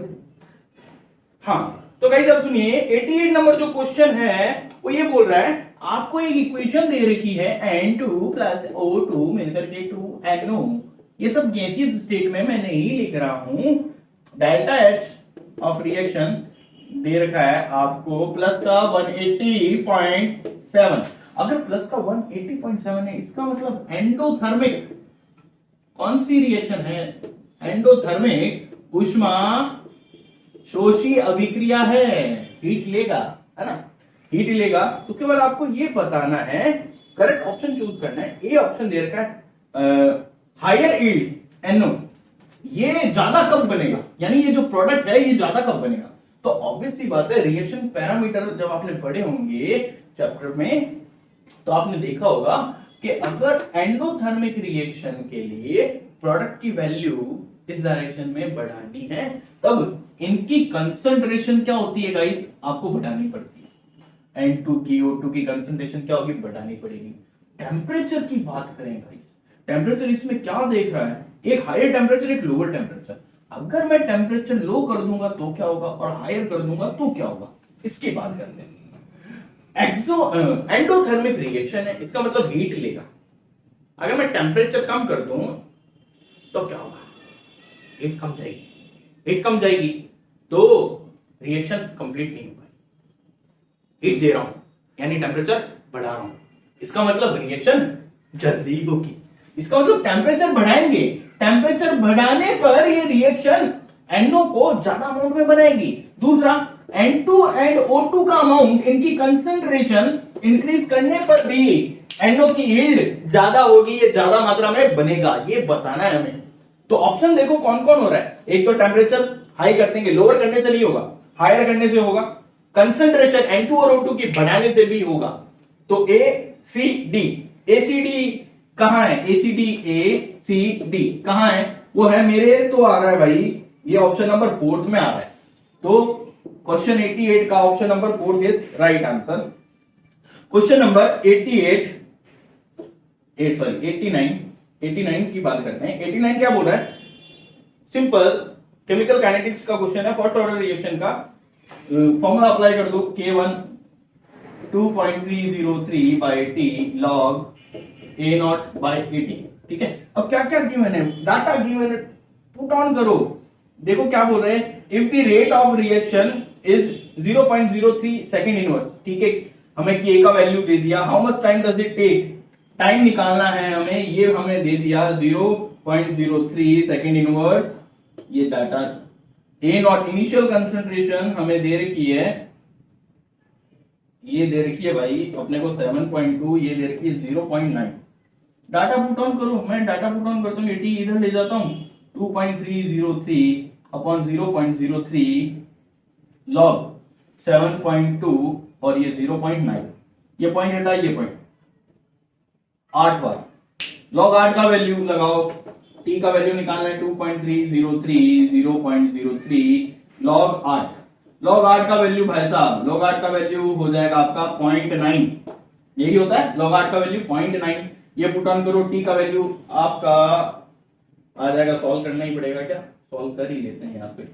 2.303 ये 0.03 ये 0.9, ये पॉइंट हटा, एक शून्य पॉइंट हटा, दो शून्य ऊपर, 10 से 10, 3 दिया 9, 30 की 2.303 से 3 इंटू 10, इसकी 3 से मल्टीप्लाई करूं, 3 दिया 9, 3 दिया 9, 3 दूनी 6, ठीक है, 3 4 69.09। देखो है क्या, हाँ मतलब हो गया ना 69.3, 89 का 69.3 is the correct answer. Option number 1, 89 का भाई साहब अपने आ रहा है, option number 1 is the correct answer. फिर देखिए last question number 90, practical chemistry. Practical chemistry मैं इसको ये भी बोल सकता हूं, क्लास 11 का जो चैप्टर है, नॉट प्रैक्टिकल केमिस्ट्री, इसको मैं हटाता हूं, प्रैक्टिकल केमिस्ट्री हटाओ हटाओ हटाओ। क्लास 11 का आपका जो चैप्टर है लास्ट हाइड्रोकार्बन से पहले वाला, उसमें आपको प्रैक्टिकल केमिस्ट्री का ये टॉपिक है लेसन टेस्ट, है ना, लेसन टेस्ट बोल दो सिंपल, मैं तो ये बोलता हूँ बच्चों को लाइसेंस टेस्ट। लाइसेंस टेस्ट में आपको ये बताना है किसके लिए होता है लाइसेंस टेस्ट, आपको सिर्फ ये ध्यान रखना होता है Lassaigne's test is for nitrogen, sulphur and halogen. Carbon के लिए लाइसेंस टेस्ट नहीं है। अब इसमें रिएक्शंस दे रखी है, आपको ये पहचाननी है। सोडियम की मतलब जो सोडियम कार्बन नाइट्रोजन मिलके सोडियम का एक्सट्रैक्ट बनाता है, साइनाइड का एक्सट्रैक्ट, उसके बाद सल्फाइड का एक्सट्रैक्ट, फिर हेलोजन का एक्सट्रैक्ट। फिर यहां लास्ट में ये रिएक्शन दे रखी है कि कॉपर ऑक्साइड की कार्बन से रिएक्शन हीटअप करने पर 2Cu और ये ऑक्सीडाइज कार्बन डाइऑक्साइड। कार्बन के लिए तो ये टेस्ट होता ही नहीं है कभी, तो इसका मतलब ये रिएक्शन गलत है। तो इसका मतलब हम ये बोलेंगे which one of the following does not belong to Lassaigne's test. बाकी 3 रिएक्शन जिसमें नाइट्रोजन, सल्फर, हेलोजन प्रेजेंट है वो बिलोंग करेंगे लाइसेंस टेस्ट से, ये बिलोंग नहीं करेगा। तो ऑप्शन नंबर मेरा आ रहा है 4, क्वेश्चन नंबर 90 का ऑप्शन नंबर 4। तो ठीक है भाई, ये हुआ अपना केमिस्ट्री का डिटेल सॉल्यूशन। आपको हर क्वेश्चन पूरी तरीके से एनसीईआरटी में किस चैप्टर से, किस पेज से कैसे क्वेश्चन आया है वो बताया गया है। जिन्होंने एग्जाम दिया है और जो ड्रॉप लेंगे, अच्छे से तैयारी करेंगे, वो नेक्स्ट टाइम इन बातों को ध्यान रखिएगा। NCERT is the key to crack NEET examination. Physics को छोड़कर, बायो के लिए तो है, केमिस्ट्री के लिए भी है। फिजिक्स को थोड़ा सा छोड़, थोड़ा सा नहीं, ज्यादा सा। लेकिन लेकिन लेकिन आप बायो में पूरे ऑब्टेन कर सकते हो 360, बट केमिस्ट्री में 180 में से 160, no doubt you will be अच्छे से ऑपरेट कर सकते। फिजिक्स में 180 में से कम मैं ये मानता हूं जो अच्छे से पढ़ता है 140 तो ला सकते हो यार, सिलेक्शन पक्का। और इस बार जो कट ऑफ रह सकती है मेरे हिसाब से, जैसे सभी को आपने सुना होगा 620 के आसपास रहेगी वो वगैरह वगैरह, मेरा अंदाजा ये कहता है क्योंकि सभी बच्चे 20 लाख से ज्यादा बच्चे बैठे हैं, सभी बच्चे ये मान के चल रहे हैं कि टफ आया था पेपर। अगर टफ है पेपर तो उसके अकॉर्डिंगली मैं ये मान के चलता हूं, एक रफली आइडिया मैं अगर दूं तो 580 से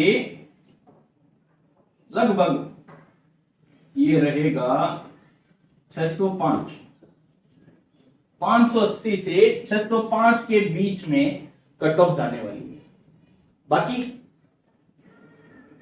ईश्वर जाने। ठीक है।